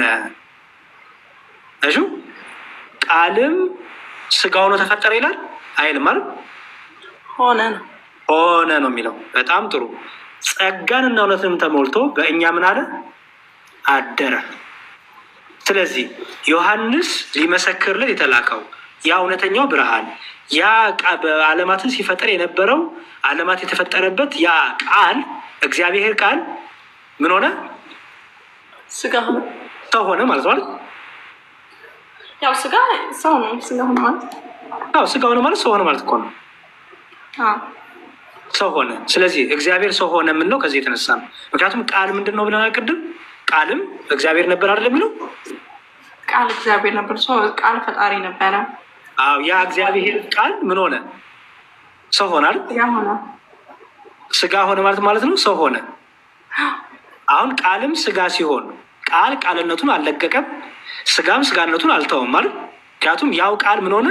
ስጋ ሆነ ነው የሚለው። እሺ ወይም ያው ቃል ምን ሆነ? የማይታየው ታየ ማለት ነው። ቅድም ወደ ዓለም ይመጣ ነበር ግን በዓለም ነበር አይደለም የሚለው? ወደ ዓለም ሳይመጣ ግን በዓለም ነበር፣ አላየነውም ነበር አይደል እስካሁን። አሁን ግን አየነው። ለምን? ምን ስለሆነ? ስጋ ስለሆነ። ሰው ሆኖ አይሹ ስጋ ሆነ። ስለዚህ እግዚአብሔር ሰው ሆነ እንላለን ማለት ነው። የእግዚአብሔር ልጅ እግዚአብሔር ሰው ሆነ እንላለን። ቃልም ምን ሆነ? ስጋ ሆነ። ያ እግዚአብሔር ቃል ምን ሆነ? ስጋ ሆነ። እዚህ ድረስ ገብቶሻል? ገባኝ። አሁን ዮሐንስ 1 ላይ የነበረው ቃል እግዚአብሔር ነው። የእግዚአብሔር ቃል ስጋ ሆነ ማለት ሰው ሆነ ማለት ነው። የእግዚአብሔር ቃል ወይም እግዚአብሔር ራሱ አይደለ? ምክንያቱም አንድ እግዚአብሔር አለ አይደለ? ያው ቃል ራሱ እግዚአብሔር ነው አይደል? የእግዚአብሔር ቃል እግዚአብሔር ቃሉ ማለት ነው። ቃሉ ሲባል ንግግሩ ማለት አይደለም። አስተዊ ንግግሩ እኔን ያ የእግዚአብሔር ቃል ማለት እኔነት አለው። ራሱ እግዚአብሔር እኮ ነው። ምክንያቱም ይኸውልሽ ቃልም ማን ነው ይላል? እግዚአብሔር ነበር። ስለዚህ እግዚአብሔር እኔነት አለው አይደለ? እግዚአብሔር እኔነት አለው። እግዚአብሔር ፈጣሪ ነው። እግዚአብሔር መለኮት ነው አይደለ? ስለዚህ ያው ቃል ራሱ ማን ነው? ራሱ እግዚአብሔር ነው አይደል? ይሄ ቃል እግዚአብሔር የእግዚአብሔር ቃል ወይም ቃል የተባለው እግዚአብሔር ምን ሆነ? ስጋ ሆነ፣ እንደኛ በእኛ መሀል አደረ ይላል። ከዛም ይላል ቃል ራሱ እኔነት ያለው ማለት ነው። በጎበዝ እኔነት አለው። ምክንያቱም ምን ተብሏል? በመጀመሪያ ምን ነበር ስለተባለ?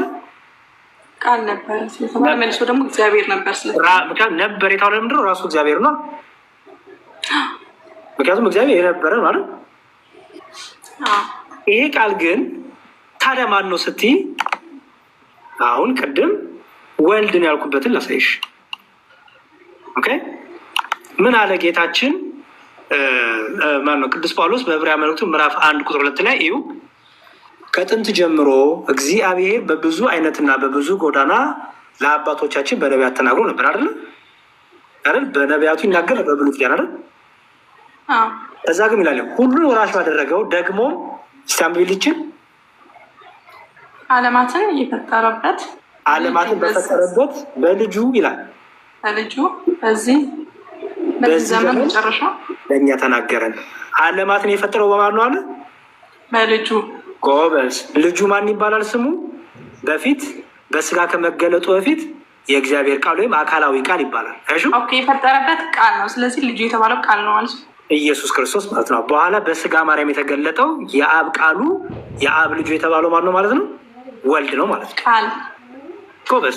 ምክንያቱም ያው ዓለማትን ሁሉ በፈጠረበት በማን ይላል? በፈጠረበት በልጁ ማለት በቃል ማለት ነው። የፈጠረበት ቃል ስለሆነ በፈጠረበት ሲባል ይኸውልሽ የአብ ቃሉ ማን ስለሆነ ነው? ወልድ ራሱ አይደል? ስለዚህ ወልድ መሆኑን እንጃ፣ ግን አሁን ወልድ መሆኑን አላየሁም። ግን የፈጠረበት ልጁ በፈጠረበት ከተባለ የፈጠረው በቃል ነው እኮ። ልጁ ነው ቃሉ። ይኸው ዓለማት ልጁ ማለት ልጁ ደግሞ ማን ነው? ወልድ የሚለው እንጃ አላየሁም እስካሁን። ቃል ነው እኮ ልጁ ማለት ነው። ልጁ የተባለው ማን ነው?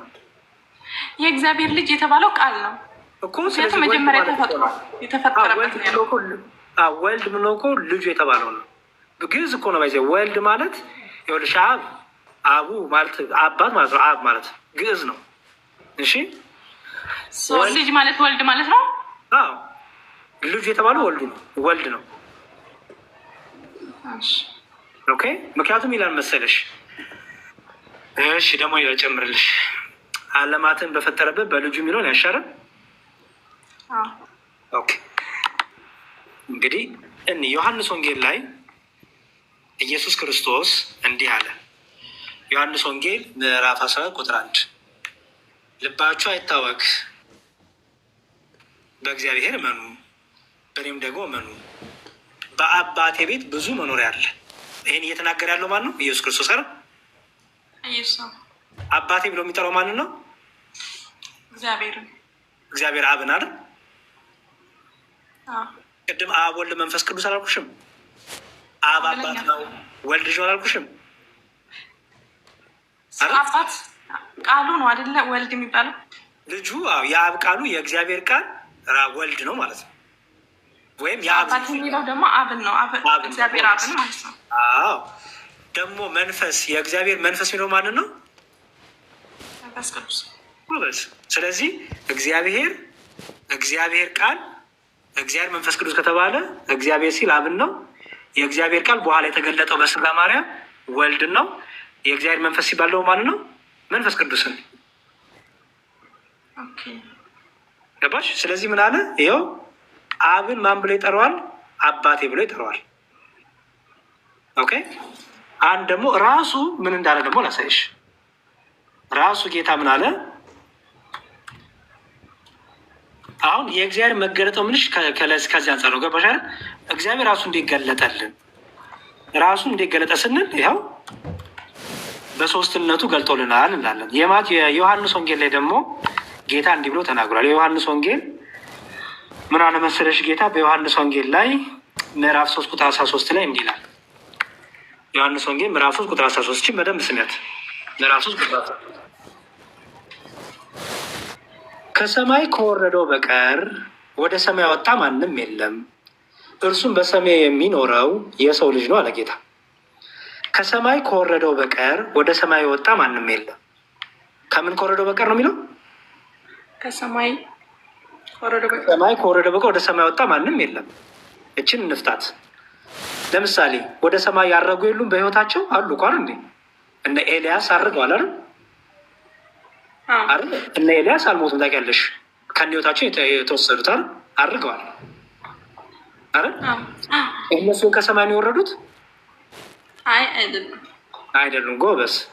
ከሰማይ ከወረደስ በቀር ወደ ሰማይ ወጣ ማንም የለም አለና እርሱም በሰማይ የሚኖረው የሰው ልጅ ነው አለ። ኢየሱስ ክርስቶስ የእግዚአብሔር ልጅም ይባላል፣ የሰው ልጅም ይባላል። የሰው ልጅ ለምን ተባለ? ከድንግል ማርያም ስለተወለደ አይደል?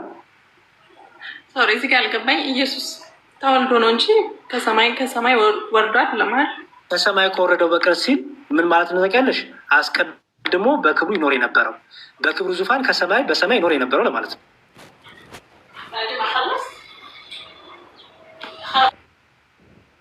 ስራ መጣባት መሰለኝ። እሺ፣ ከሰማይ ከወረደው እዚህ ጋር ቆይ አንዴ፣ በኋላ ከምትደክም ልንገር። አሁን ለምሳሌ ከሰማይ ከወረዱ በቀር ሲል ኢየሱስ ወደ ምድር የመጣው በማርያም ነው አይደል? አዎ ከሰማይ ወረደ ነው ስሯት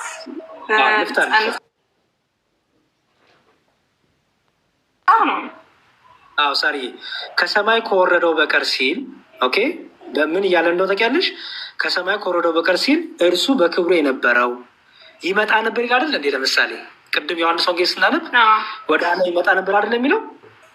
በዓለሙ ነበር ወደ ዓለም ይመጣ ነበር አይደል የሚለው?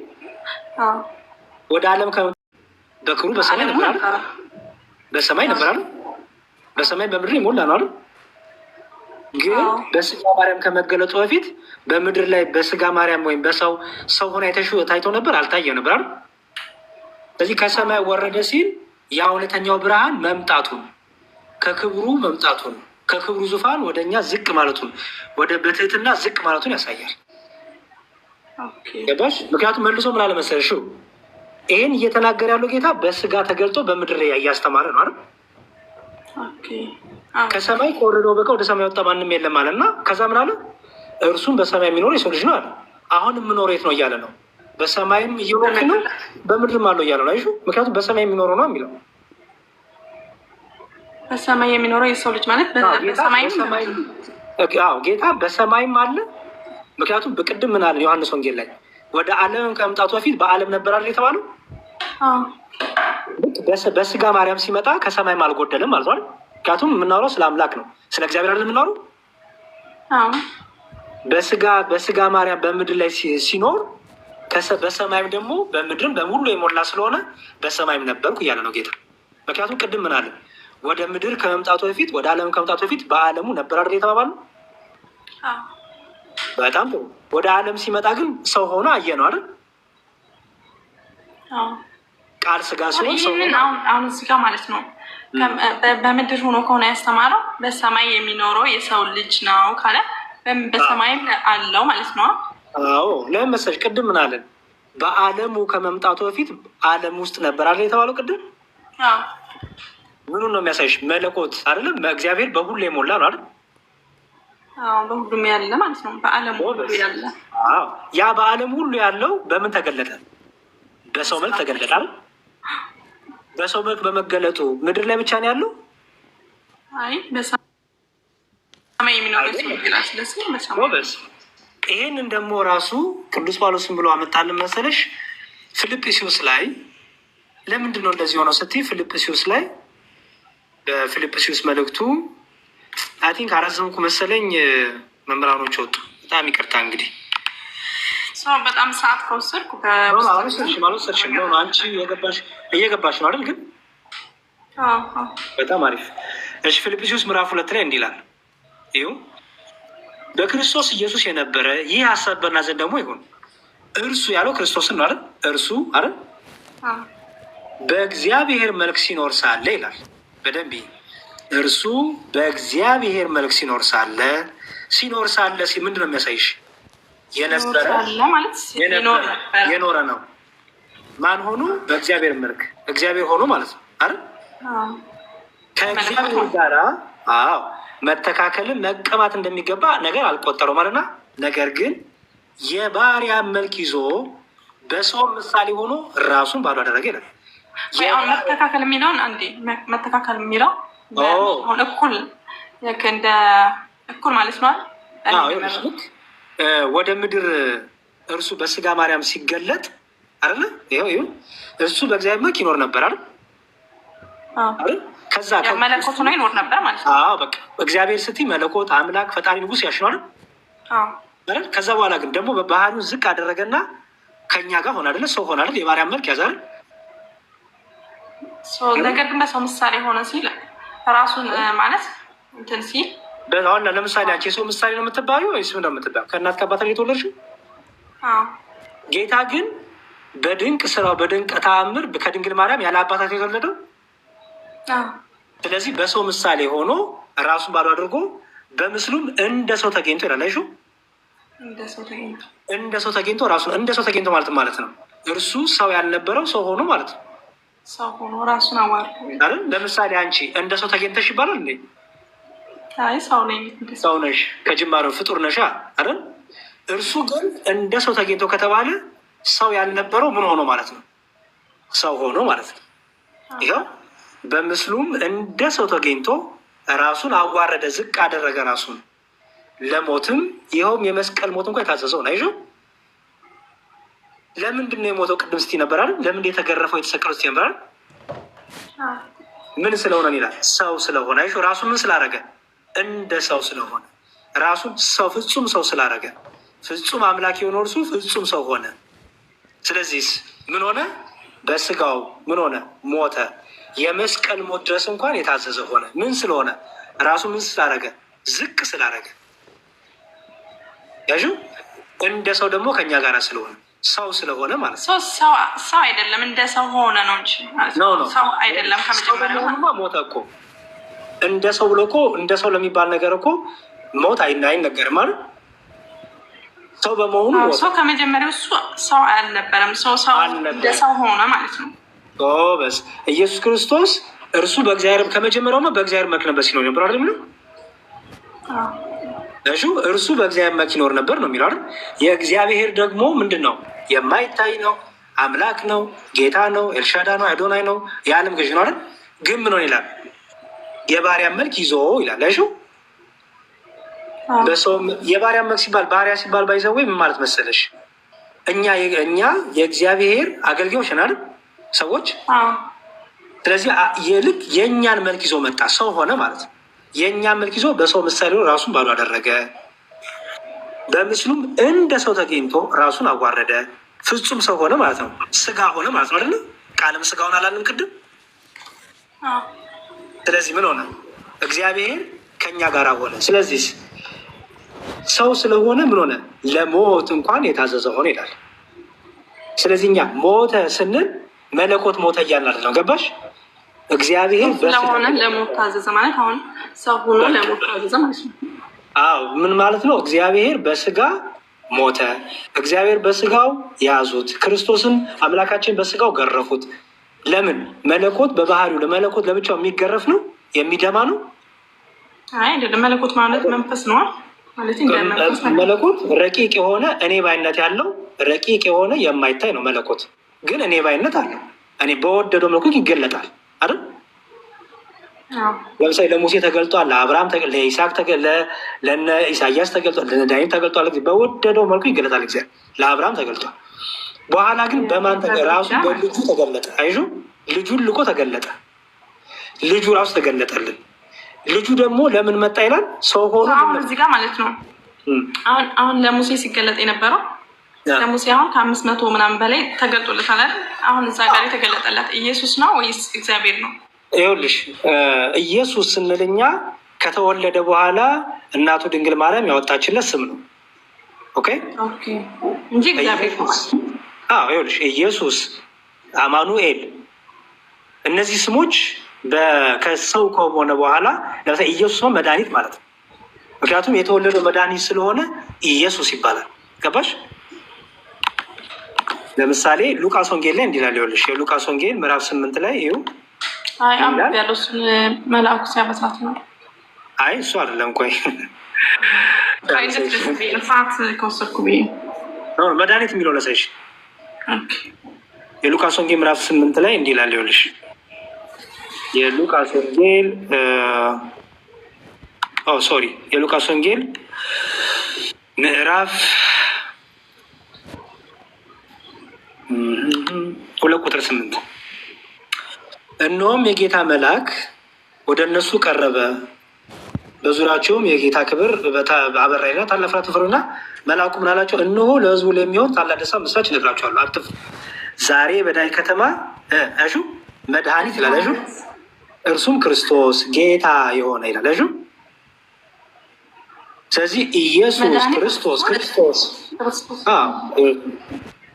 ተወልዶላቸዋል። ስለዚህ ኢየሱስ ማለት መድኃኒት ማለት ነው። ክርስቶስ ማለት ደግሞ መሲህ እንደማለት ነው። ኦኬ። ስለዚህ ክርስቶስ ኢየሱስ ስንል ባህሩን እየገለጥን ነው። ገባሽ? ስለዚህ ኢየሱስ ክርስቶስ የሚለው በስጋ ማርያም ከተወለደ ሰው ከሆነ በኋላ የተነገረለት ስም ነው። ገባሽ? ከዛ ፊት አለ ማን ይባላል ካልሽኝ እግዚአብሔር። ዮሐንስ ወንጌል ደግሞ እንደነገረን ማን ብሎ ያስቀምጠዋል? ቃል። በመጀመሪያ ቃል ነበረው ያስቀምጠዋል። ምክንያቱም ሰው የሆነውን ቃልም ስጋ ሆነ አይደለም የሚለው አይደል? ቃልም ሰው ሆነ አይደለም የሚለው ሲል፣ ስለዚህ አካላዊ ቃል ይባላል፣ የእግዚአብሔር ቃል ይባላል ስሙ። ኋላ ግን ከድንግል ማርያም ከተወለደ በኋላ ደግሞ ማን ተባለ? ኢየሱስ ክርስቶስ አማኑኤል ተባለ ማለት ነው። እግዚአብሔርም ይባላል ማለት ነው። 1:23 ላይ ማቴዎስ 1:23 ላይ ጎበዝ። አማኑኤልንም አስተዋ። አማኑኤል ማለት እግዚአብሔር ከኛ ጋር ሆነ ማለት ነው። ራሱ አማኑኤል ማለት ራሱ ትርጉሙ እግዚአብሔር ከኛ ጋር ሆነ ማለት ነው። ማቴዎስ ወንጌል ምዕራፍ 1 ቁጥር 23 ላይ አለ። ከዛ ላይ ከትንቢቱ ይዘው ነው ትንቢተ ኢሳያስ ላይ ያለውን ማቴዎስ ወንጌል ምዕራፍ 1 ቁጥር 23 ይኸውልሽ፣ እነሆ ድንግል ጸንሳለች፣ ልጅም ትወልዳለች፣ ስሙንም አማኑኤል ይላል። አይሹ አማኑኤል ይሉታል የተባለ ይፈጸም ዘንድ። ትርጓሜውም እግዚአብሔር ከኛ ጋራ ነው። አይሹ ከዚህ አማኑኤል ኢየሱስ ክርስቶስ ስንል በስጋዊ ከተገለጠ በኋላ ከድንግል ከተወለደ በኋላ የተነገረለት ስሙ ነው ማለት ነው። ግብሩን ማንነቱን የሚገልጽ ነው። አሁን ይሄ ሁሉ ስም ማለት መድኃኔዓለም ኢየሱስ ሁሉም በምድር ላይ የዓለም መድኃኒት እያለን ነው። ስንትኑ ነው የሚገልጠው? በግብሩን ያደረገልንን ውለታውን ማንነቱን ነው የሚገልጠው። ኢየሱስ ስንል መድኃኒት፣ አይሹ ክርስቶስ ስንል መሲህ፣ አማኑኤል ስንል እግዚአብሔር ራሱ ከኛ ጋር ሆነ እያልን ነው። መድኃኔዓለም ስንል ደግሞ የዓለም ሁሉ መድኃኒት፣ የዓለም ሁሉ ቤዛ እንደማለት ነው። ምክንያቱም ክርስቶስ እኔ የዓለም መድኃኒት ነኝ ብሏል።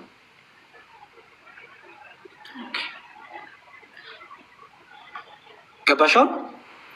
ስሙ ግን ያው የእግዚአብሔር ቃል ነው። ከመጀመሪያ እሱ የእግዚአብሔር ቃል የእግዚአብሔር መንፈስ ቅዱስ እናደለ እግዚአብሔር መንፈስ እናደለ መንፈስ ቅዱስን የእግዚአብሔር መንፈስ እናደለ አይደል? ቅድም እዮ መንፈስ ፈጠረኝ የእግዚአብሔር መንፈስ ፈጠረኝ አይደል ያለው? ስለዚህ መንፈስ ቅዱስ ራሱ የእግዚአብሔር መንፈስ ይባላል።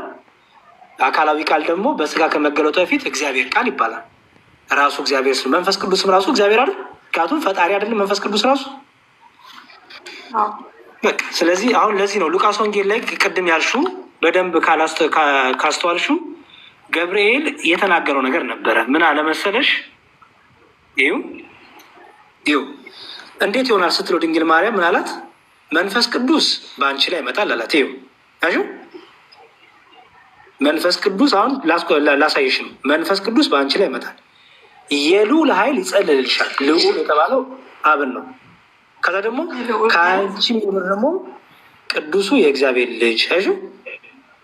አሁን እዚህ ጋር መንፈስ ቅዱስ አለ። ከዛ ልዑል ያለው አብን ነው። እግዚአብሔር ልጅ ያለው ደግሞ ወልድን ነው። ወልድን ነው ማለት ነው። እዚህ ጋር አሁን መንፈስ ቅዱስን አይሹ።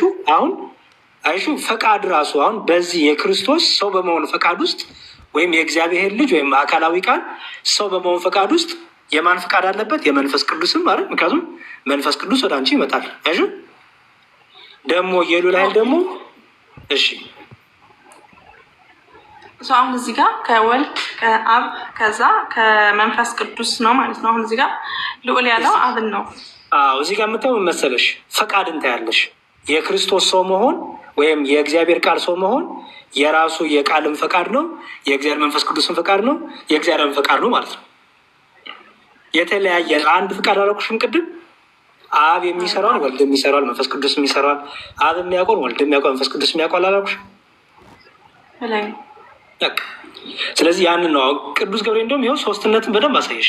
መንፈስ ቅዱስ ወደ አንቺ ይመጣል ብሎ የልዑል ኃይል ደግሞ ይጋርድሻል፣ ይጸልሻል፣ ያከብርሻል ብሎ ቀጥሎ ደግሞ የሚወለደው ደግሞ ቅዱስ የእግዚአብሔር ልጅ ይባላል። አሹ ያ የሚወለደው የእግዚአብሔር ልጅ ነው። ከድንግል ማርያም የተወለደው ማን ተባለ? የሰው ልጅ ተባለ አይደል? ስለዚህ የእግዚአብሔር ልጅ ማን ብሎ ይጠራዋል? አብን አባቴ ብሎ ይጠራዋል። የእግዚአብሔር ልጅ ስለተባለ ማለት ነው። የእግዚአብሔር እኛውን ልጆች የእግዚአብሔር ልጆች ተብለናል። እኛ በጸጋ ነው ገባሽ? በጸጋ ነው ልጆች የምንባለው አይደል? የእግዚአብሔር ልጅነቱ ግን የወልድ የባህሪው ነው። ምክንያቱም ቅድም ምናለን እርሱ በእግዚአብሔር መልክ ሲኖር ሳለ አይደለም የሚለው ፊልጵስዩስ። እርሱ ራሱ እግዚአብሔር ልጅ በሚለው በክርስትና አሁን የክርስቲያን ከሆንኩ የእግዚአብሔር ልጅ የምትባዩ በጸጋ ነው ማለት ነው። ጸጋ ነው፣ ስጦታ ነው፣ የተሰጠን ነው አይደል? ልጅነት የተሰጠን ነው። በቸርነቱ በምህረቱ ልጆች እንሆን ዘንድ አድሎናል። ልጆቹ እንሆን ዘንድ ገባሽ? ይሄ ጸጋ ነው። የወልድ ልጅነት ግን የተሰጠው አይደለም። ምክንያቱም እሱ ራሱ ምን ስለሆነ እግዚአብሔር ነው አላልን ቅድም? ስለዚህ የባህሪ ይባላል። ለወልድ ሲነገር የባህሪ ገባሽ? ምክንያቱም ጌታ ራሱ የባህሪ እንደሆነ ላሳይሽ። ቀላል ነው፣ ችግር የለው። የባህሪ እንደሆነ ላሳይሽ።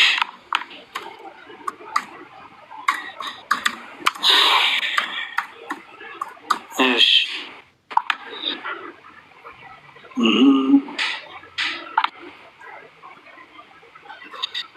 በጣም አሪፍ ኖት እያልሽ ነው ብዬ አስባለሁ አይደል? በጣም ጥሩ። እሺ በጣም አሪፍ። እሺ የዮሐንስ ወንጌል ምዕራፍ 17 ቁጥር 10 ኦኬ። የዮሐንስ ወንጌል ምዕራፍ 17 ቁጥር 10 እንዲህ ይላል። የዮሐንስ ወንጌል ምዕራፍ 17 ቁጥር 10 ምን ይላል? የእኔም የሆነ ሁሉ የአንተ ነው፣ የአንተውም ደግሞ የእኔ ነው ይላል ወልድ። አሹ እንደሚለው የእኔም የሆነ ሁሉ የአንተ ነው፣ የአንተውን ደግሞ የእኔ ነው ይላል። አሁን አንድ ፍጡር የሆነ ወይም አንድ ነቢይ የሆነ ይሄ መናገር ይችላል። ለምሳሌ ሙሴ እግዚአብሔር የእኔ የሆነ ሁሉ የአንተ ነው፣ የአንተም ደግሞ የእኔ ነው ማለት ይችላል ማለት አሁን ያንተ የሆነ ሁሉ ሲል ስልጣኑንም መለኮቱንም ሁሉንም ማለት ስለሆነ የአብ የሆነ ሁሉ የእኔ ነው እያለ ነው ወልድ። አይችልም አይደል? ስለዚህ ወልድ ምን ስለሆነ ነው የአብ የሆነ ሁሉ የእኔ ነው የሚለው? ምን ስለሆነ ነው ማለት ወልድ ራሱ አይደል? ስለዚህ ምን አለ ወልድ መሰለሽ? እኔና አብ አንድ ነን አለ። ከዚህ የተነሳ ምን አለ? እኔና አብ አንድ ነን። ኦኬ፣ እኔና አብ አንድ ነን ብሎ በዮሐንስ ወንጌል ላይ በምዕራፍ 10 ቁጥር 30 ላይ ዮሐንስ ወንጌል ምዕራፍ 10 ቁጥር 30 ላይ እንዲህ አለ ጌታ። ይኸው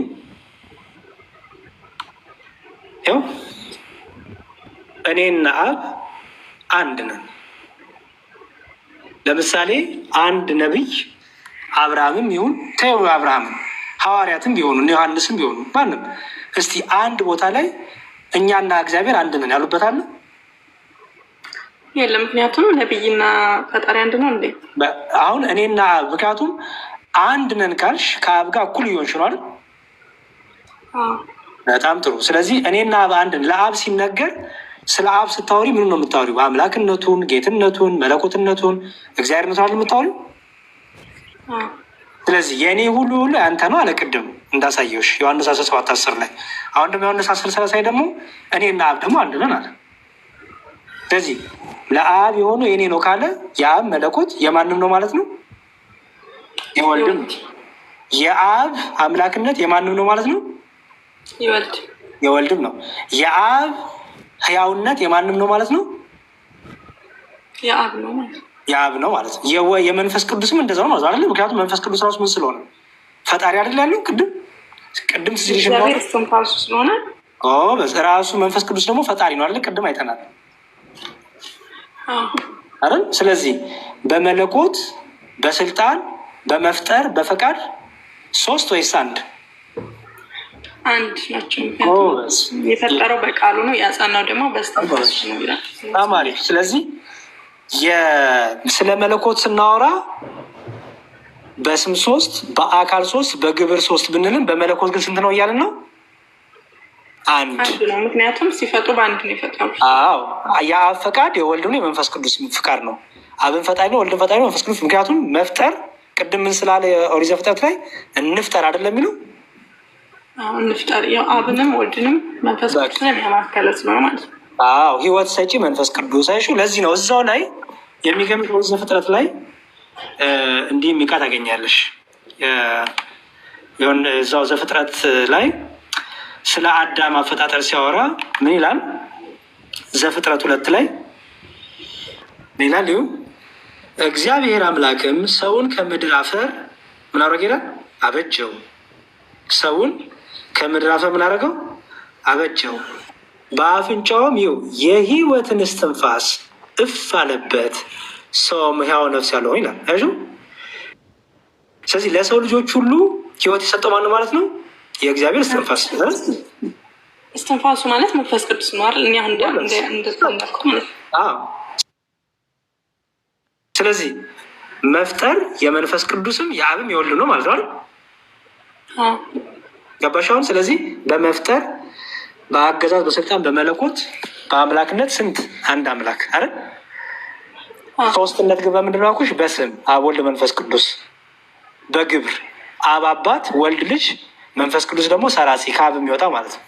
ወይም እስትንፋስ አሁን እዚህ ጋር ማለት ነው። አሁን እዚህ ጋር አሁን ሶስቱም አንድ እንደሆኑ አይተናል። አንድነታቸው አንድ ናቸው ሲፈጥሩ ማለት ነው።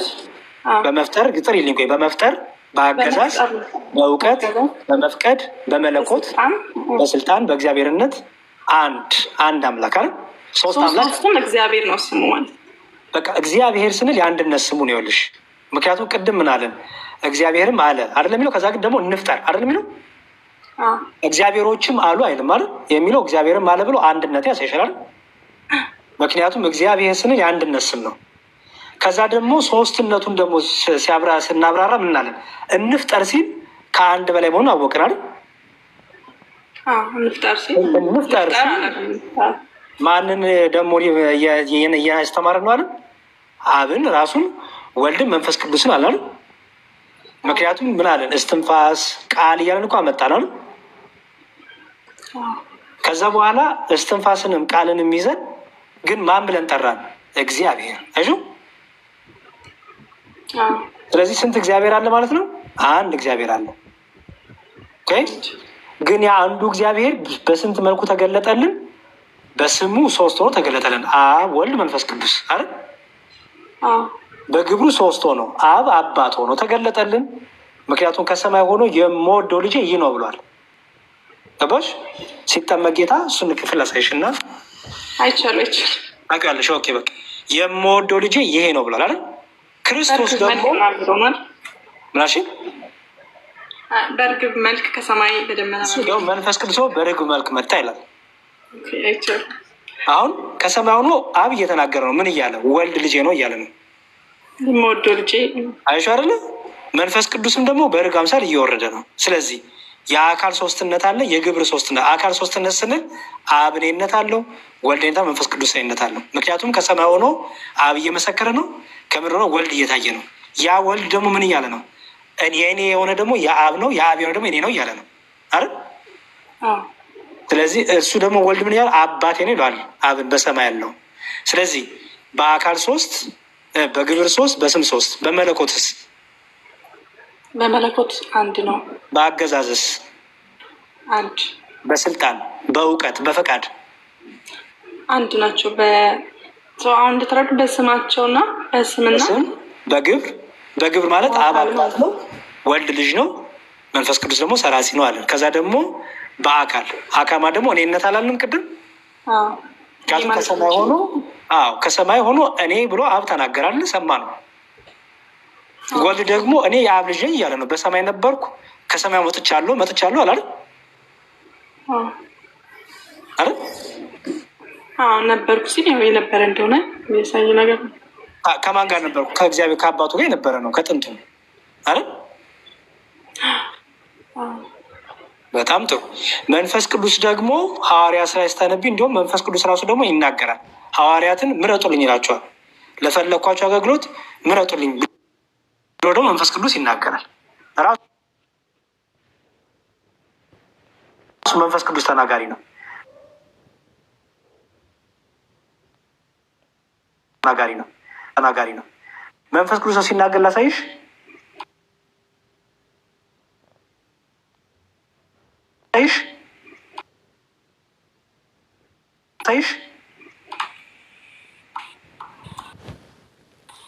እሺ ግን በዛው በጣም ሌላ ምን የሚል ሰው ካለ ሰዓት እንዳልወስድባቸው ነው። ችግር የለውም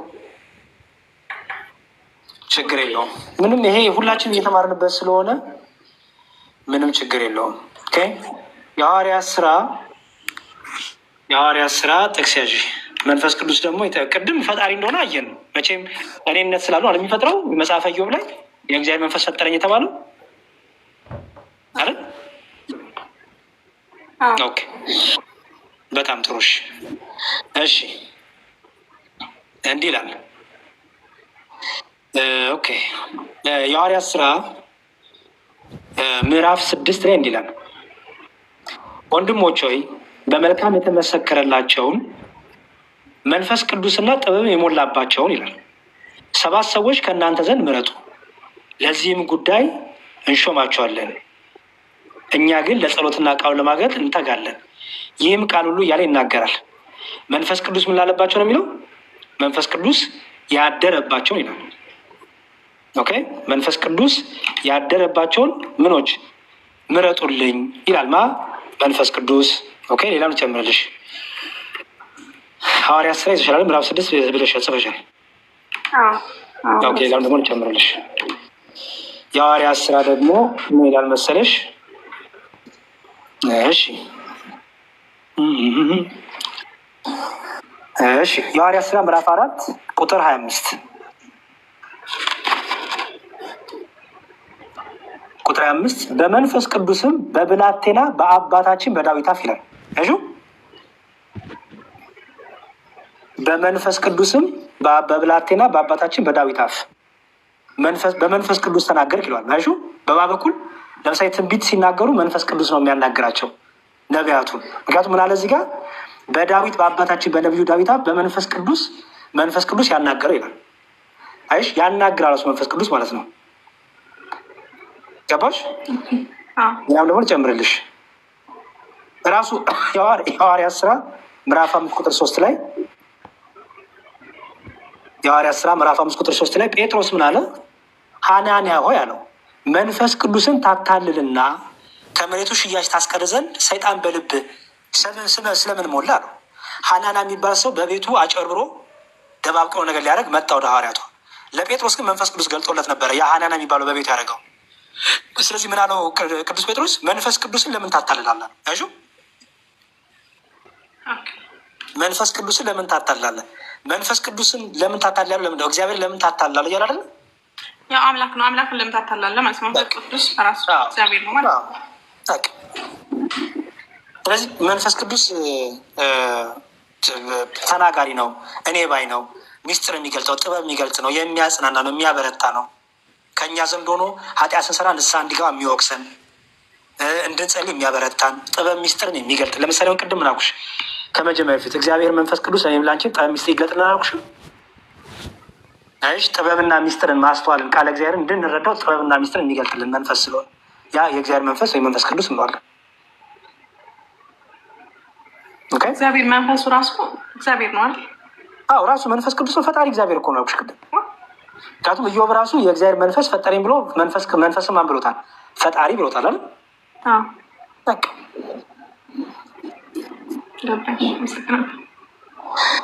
ምንም ችግር የለውም። አይ ቲንክ ለዛሬ እነዚህን ካሽ አሪፍ ነው። ሌሎቹን ደግሞ ፎሎ ስላረኩሽ ቴሌግራም ላይ እንገናኝ፣ በደንብ አድርገን ግልጽ እናደርገዋለን። በምሳሌ ግን አባቶቻችን በምሳሌ ገና አዲስ ለመጣ ሰው በምሳሌ እንደሚያስረዱ አስረዳሽ። ለምሳሌ ፀሐይ አለ አይደል? ፀሐይ አለ ጨረር በሰማይ ፀሐይ ምን አላት ስታያት? ብርሃን አላት፣ ክበቡ አላት አይደለ? እና ደግሞ ምን አላት? ሙቀቱ አላት አይደል? ሶስት ፀሐይ ነው የምትይው ወይስ አንድ ፀሐይ? አንድ ነው። ክበብ ስላላት፣ ብርሃን ስላላት፣ ሙቀት ስላላት ሶስት ፀሐይ ታያለሽ? ኦኬ። ወደዚህ ምድር ላይ ብርሃኑ ሲመጣ ከሙቀቱ ተለይቶ ነው ይመጣ? አይ ብርሃኑን ቀድሞ ሙቀቱ ይወጣል እንዴ? አይ ፀሐይ ሲወጣ ወይም ፀሐይ ያለ ሙቀት ያለ ብርሃን እና ያለ ክበብ አንዱ ከአንዱ ይቀዳደማል? አይቀዳደማል። አይቀዳደም። በጣም ጥሩ። ብርሃንን በአይንሽ ታያለሽ አይደል? ብርሃንን በአይንሽ ታያለሽ አይደል? አሁን ብርሃን ነው ታያለሽ አይደል? እሺ ሙቀት በአይንሽ ይታያል?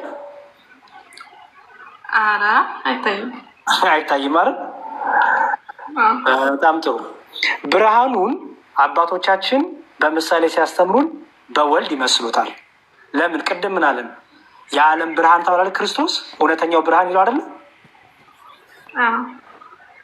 ብርሃን ስለ የታየው ማን ነው? እግዚአብሔር አብ አልታየም። እግዚአብሔር መንፈስ ቅዱስ አልታየም። በስጋ የታየው ማን ነው? ወልድ። ጎበዝ። ስለዚህ ወልድ በምን ይመሰላል? በብርሃን። በብርሃን አይደል? ምክንያቱም ራሱ ክርስቶስ ማን ተባለ? ብርሃን ተባለ አይደለ? እውነተኛው ብርሃን። ጎበዝ። መንፈስ ቅዱስ ደግሞ በአይናችን አናየውም፣ ግን በውስጣችን ሆኖ የሚያበረታን ጥበብ ሚስጥር የሚገልጥልን አላኩሽም ቅድም? በስጋ አልታየም መንፈስ ቅዱስ፣ ግን ደግሞ በውስጣችን ሆኖ ብዙ ድንቅ ነገሮችን የሚሰራ ነው። ለዚህ ማስረጃው ልስጥሽ። ዮሐንስ ወንጌል ምዕራፍ 14 ቁጥር 17 እንዲህ ይላል። የዮሐንስ ወንጌል ምዕራፍ 14 ቁጥር 17 መንፈስ ቅዱስም ማለት ነው። እርሱም ዓለም የማያየውና የማያውቀው ስለሆነ፣ በደንብ አስተውይ። ዓለም የማያየውና ምንም የማይለው ይላል።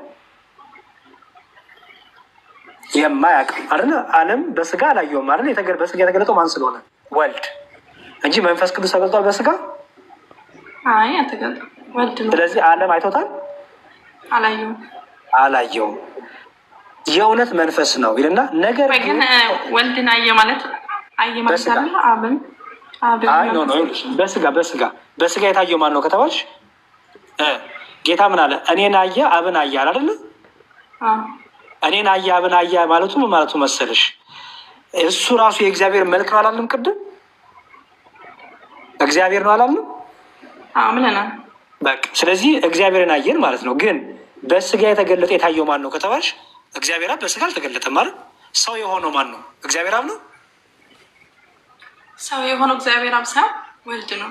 ወልድ እኮ በስ እግዚአብሔር መጀመሪያ አሁን ማለት ነው መጀመሪያ ቃል ራሱ እግዚአብሔር ነው ብለናል። ምክንያቱም በእግዚአብሔር ዘንድ ነበረ ስላለ ማለት ነው። ነበረ ስለሆነ የነበረው ደግሞ እግዚአብሔር ነው አይደል? እንዳትረሽ፣ ሶስትነትን ደግሞ እንዳትረሽ። አሁን እግዚአብሔር ነበራና ግን ደግሞ በሶስትነቱ አብ አባት፣ ወልድ ልጅ፣ መንፈስ ቅዱስ ሰራጺ አልናለ ቅድም። እግዚአብሔር በሶስትነቱ ግብሩን ስናወራ አብ አባት፣ ወልድ ልጅ፣ መንፈስ ቅዱስ ሰራጺ አላልን ቅድም? ብለናል። እሱ አይደለም እኮ እኔ ያልከሉት አብን አሁን ለምሳሌ ወልድን ያየ አብን አየ ማለት ነው። እግዚአብሔር ነው ወልድ ማለት። አዎ እግዚአብሔር ወልድ ነው አይደል? አዎ። ግን ምን እያልን ነው መሰለሽ? አብ ራሱ በስጋ ተገለጠ ግን እያልን አይደለም። ገባሽ? እሱ ነው ያውቅሽ ያለሁት። ጎበስ። እግዚአብሔርን አየን ስንል አዎ የእግዚአብሔር መልክ የእግዚአብሔር ነጸብራቅ የተባለ የክብሩ ነጸብራቅ የተባለው እግዚአብሔር የሆነውን አየን። ማንን ነው ግን አየ ነው? አብን አይደለም፣ ወልድን። በስጋ ግን ማን የታየው ከተባለች መስሽ ምንድን ነው? አዎ እግዚአብሔርን አይተናል። የእግዚአብሔር ልጅ እግዚአብሔርን አይተናል። ግን ማንን ያየ ነው? በስጋ ሰው ሆነ ያየ ነው ወልድን አይደል? እግዚአብሔር ቃልን አይደል? ገባሽ አይደል? ምክንያቱም ዓለምማ ወልድን አይቶታል። አላየሁም እንዲ ዓለም እኮ ወልድን አይቶታል አይደል? በስጋ አይቶታል። እሺ በስጋ ግን መንፈስ ቅዱስ ታይቷል? አልታየም። ግን እኔ እያልኩ ታይቷል ሳይሆን አንድ አይደለም ወይ ነው እኮ። አንድ ነው ስንል በመለኮት በስልጣን አንድ ነው።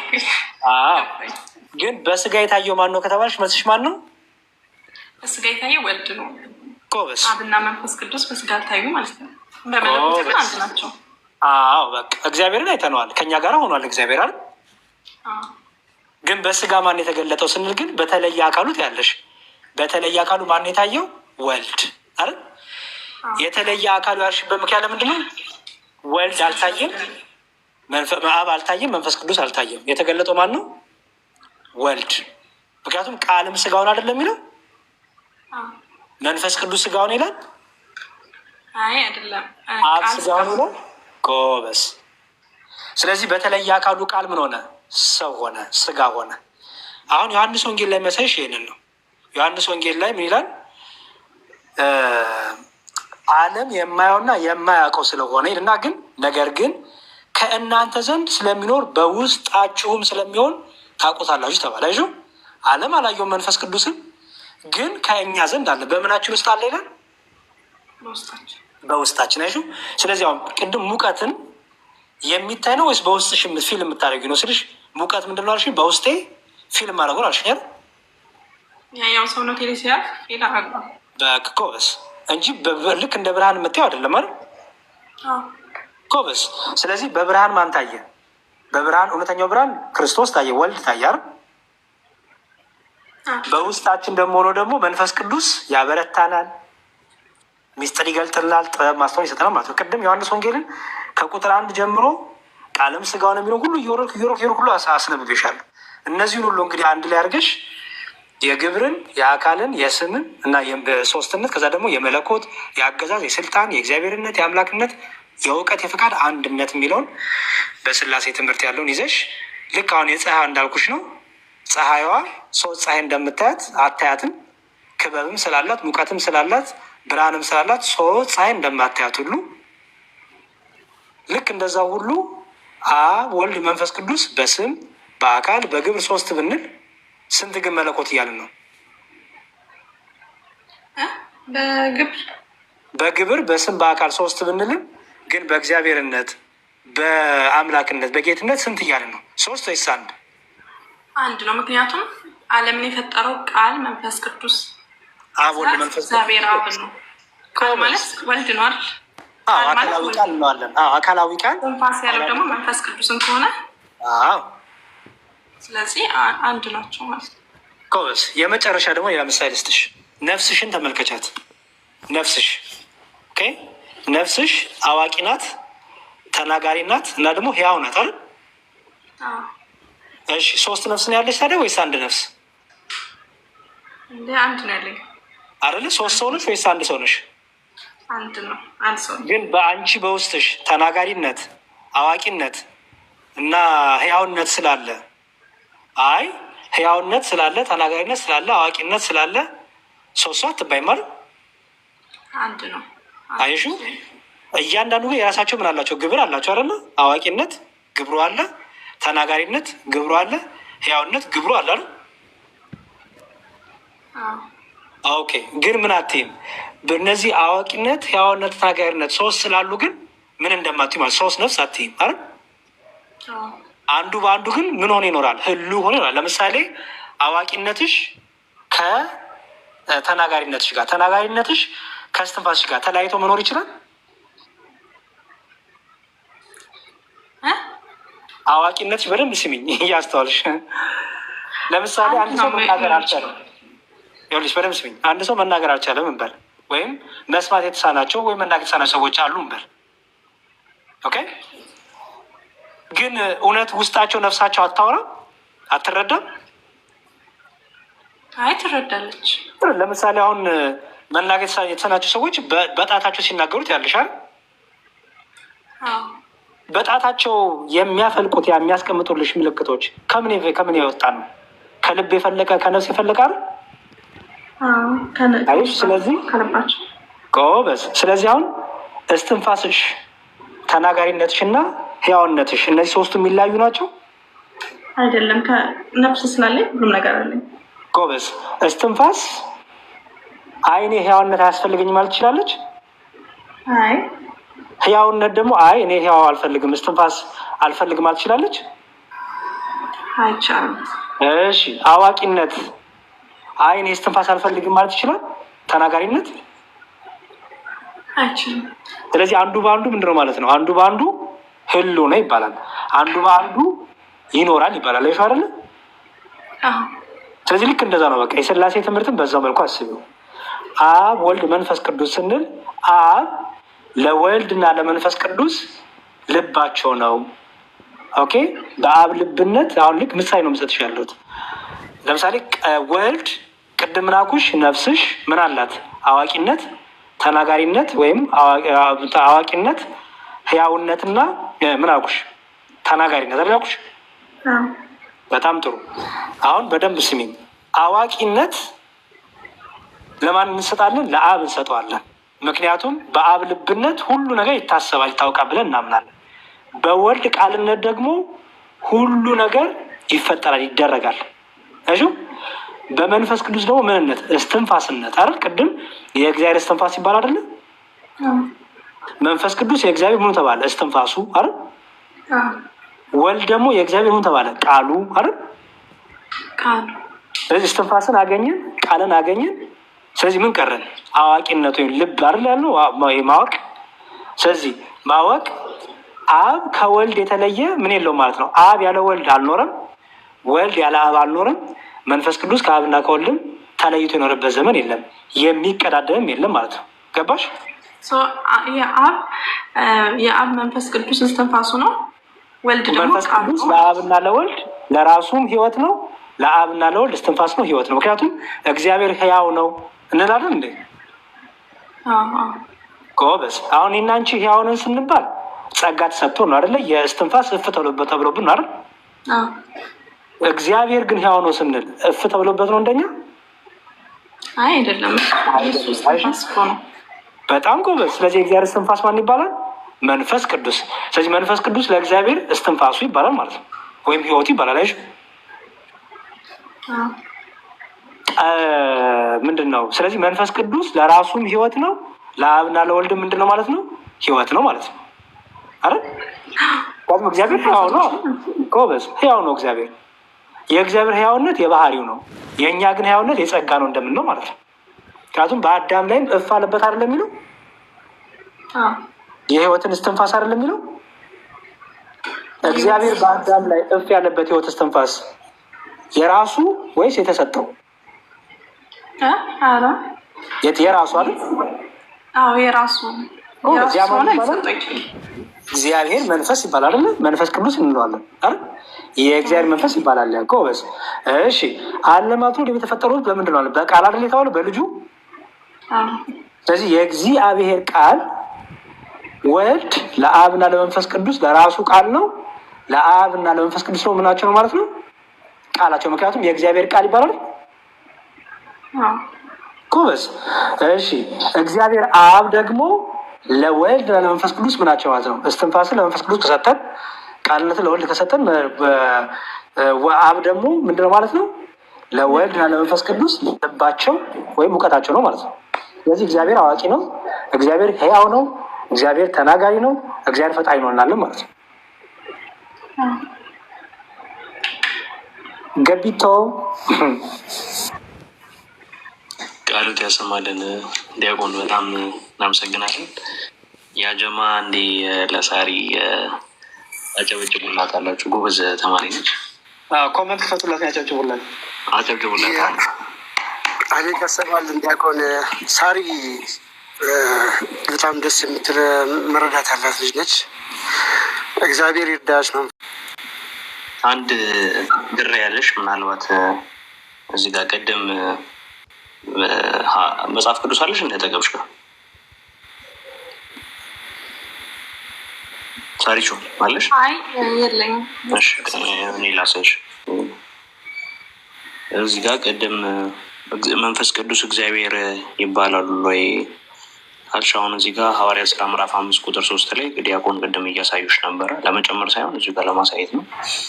እዚህ ላይ አሁን ጴጥሮስም ሐናንያ ሆይ መንፈስ ቅዱስን ታታልላለህና ተባለ። ስለዚህ መንፈስ ቅዱስን እንደሚያታልል ከተነገረው በኋላ እዚህ ጋር ከተነገረው በኋላ ቁጥር 4 ላይ ተመልከቱ። እዚህ ላይ መንፈስ ቅዱስን ተብሎ ተነግሮታል፣ ተጠቅሷል። ስለዚህ ሳትሸጠው ያንተ ነበረምን? ከሸጥከውስ በኋላ በስልጣን አልነበረምን? ይህን ነገር ስለምን በልብህ ታሰብህ ብሎ ማንን እንትን ትላለህ?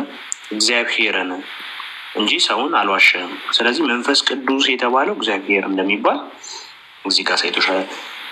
መንፈስ ቅዱስም እንደሚፈጥር የእግዚአብሔር መንፈስ እንደሚፈጥር በኢዮብ 34 ላይ እንዲሁም 33 ላይ አሳይቶሻል ዲያቆን። ስለዚህ ተመለከትሻለም እዚህ ላይ መንፈስ ቅዱስ ማለት እግዚአብሔር ስለመሆኑ እዚሁ ጋርም ይሻል። ቅድም አልሽና ቆም ስላደረግሽ ነው ሰምቼሻለሁ። ጎበዝ በርቺ፣ እንደዚሁ ቀጥይ። ያው ዲያቆን በደንብ እንትን ይሉሻል። ከኔ ጋር ብዙ ተማምረናል። አሁን ደግሞ ከዲያቆን ጋር ትቀጥያለሽ። በጣም ትሁት ናቸው። የመጀመሪያ ንስሐ ልጃችሁም ትሆኛለሽ። እንግዲህ ዛሬውን ሄጄ መስቀል እንዲዝል ታደርገኝ ነው ግድ ነው። ሳርዬ ክርስቲያኖች አብ ወልድ መንፈስ ቅዱስ ሲሉ ሶስት አምላክ እያሉ ሶስት መለኮት እያሉ ሶስት እግዚአብሔር እያሉ ደግሞ ገባሽ አይደል? አዎ ግን ያው ማለት አሁን ሌሎችም እንደዚህ ይሄን ነገር ቢገባቸው እኔ አሁን በፊት እንደዛ ነበር ይመስለኝ ሶስት እንዴት ያመልካሉ የሚለው ነበር ነው። እንደዚህ ነገር ሌሎችም ቢማሩና ቢያውቁት በጣም ደስ ይለኛል። ችግሩ እኮ መሰለኝ ሳርዬ፣ ችግሩ ክርስቲያን አሁን ይሄ የክርስቲያኖች ትምህርት ነው አይደለ? ክርስቲያኖችን እንዲተረጉሙላቸውና እንዲያስረዱላቸው መጠየቅ ሲገባቸው ሙስሊሞች ሆኑ የሚያስረዱት። ሙስሊሞቹ የራሳቸውን መረዳት የራሳቸውን ዝም ብሎ ያስቀምጣሉ። ክርስቲያኖች ግን መጽሐፍታቸውን የሚያነቡት እንዴት ነው የሚረዱት፣ ቤተክርስቲያን እንዴት ነው የምትረዳው የሚለው ትክክለኛ መረዳት ያለው እኛ ጋር ነው። የምናምነውን የምናቆኛ ስለሆነ ስለዚህ አንቺ በርቺ። አንቺ ከተለወጥሽ ሌሎቹንም ማስረዳት መትረፍ ትችላለሽ ብዬ አምናለሁ። ስለዚህ ምንም አታስለፊኝም፣ በደንብ አውራሻለሁ። ችግር የለውም፣ በደስታ ነው የማውራሽ። እሺ በርቺ፣ እግዚአብሔር ከአንቺ ጋር ይሁን።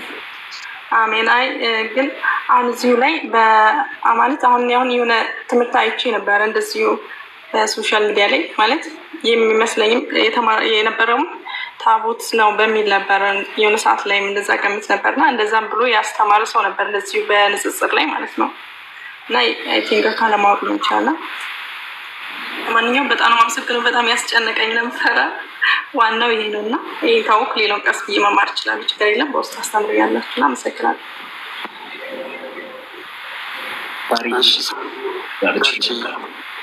ችግር የለውም። በማንኛውም ሰዓት እንዳልንሽ ከውስጥ አውሪ ከዲያቆን ጋር እንትን ይባላል። አንቺ ደግሞ ይገባሻል ከልብሽ ስለሆነ የምትፈልጊው ማለት ነው። ያወራነውም ነገር ስላለ ከልብሽ ስለሆነ ከልብሽ ደግሞ ከሆነ ማንኛውም ነገር ለመረዳት ቀላል ይላል።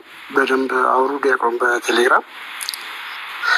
እግዚአብሔር ደግሞ ይርዳሽ። ጎበዝ ጎበዝ ነሽ በጣም ከሁለት ቅድሚያ ግን መምህር አላችን ሰላም ይበሉንና እንደምን አላችሁ? ሉቃሲስ መዝሙረ ያሬድ ዴቭ እንዴት ነህ? ቃልዬ ቆስጠንጢኖስ እንደምን አላችሁ? ሁላችሁንም ሰላም እያለሁ እንኳን አደረሰን፣ እንኳን አደረሳችሁ። ክርስቶስ ተንሥአ እሙታን በዐቢይ ኃይል ወሥልጣን አሰሮ ለሰይጣን አግዓዞ ለአዳም ሰላም ይእዜሰ ሆነ ሰላም። ለብርሃነ ትንሣኤው እንዳደረሰን ለብርሃነ ዕርገቱ ያደርሰን።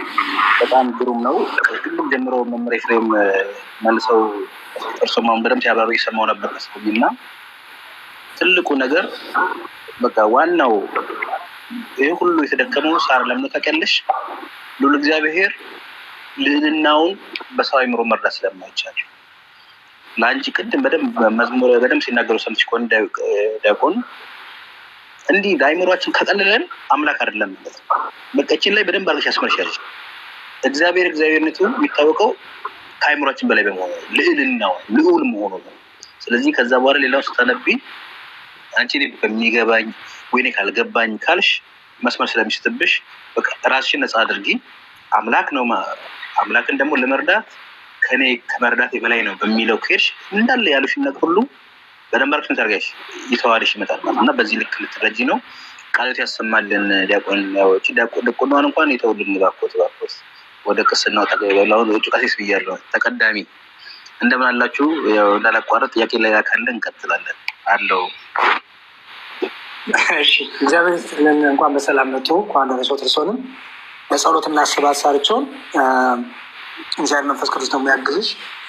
መርምሪ እግዚአብሔር ራሱን እንደገለጠ ታይ ነው። እንዴም አብርሃም እንደ አብርሃም እንጂ እሺ አብርሃም ምን አለ መሰለሽ የሚሰራቸው ጣዖቶች አሉ፣ የሚቀርጻቸው ጣዖቶች አሉ በአባቱ በታራ ቤት እና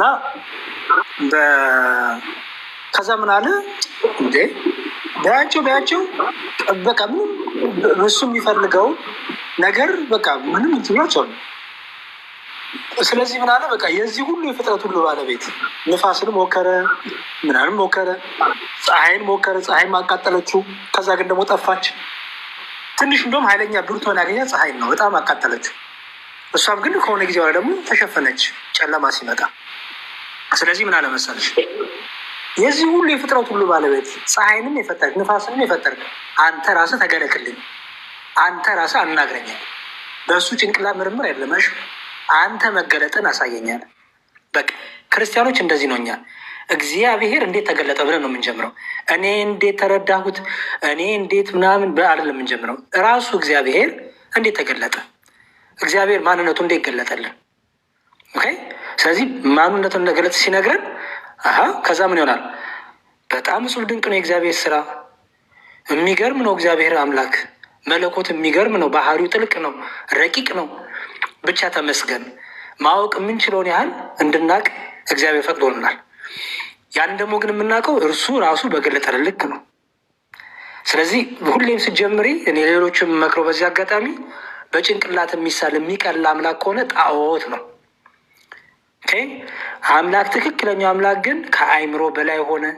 ዳዊት ብዙ ተመራምሮ ነበር። የሚገርምሽ በጣም እግዚአብሔርን በተለያየ መልኩ በጥልቁ ብሄድ አለ፣ በላይ በበር አለ፣ በባህር ብሄድ አለ፣ እንዲሁ በሁሉ ቦታ አንተ አለህ አለ። የሌለህበት የለም። በቃ ከአይምሮ በላይ። ስለዚህ ምን አልመሰለሽ በጣም ቢደንቀው ዳዊት የመጨረሻ የተናገር አቃላለች ምን የሚል እግዚአብሔር ትልቅ ነው አለ። አይገርምም? እግዚአብሔር ትልቅ ነው። በቃ ምን ያርገው ቢለው ከአይምሮ በላይ ሆነበት እግዚአብሔር። ስለዚህ ምን አለ?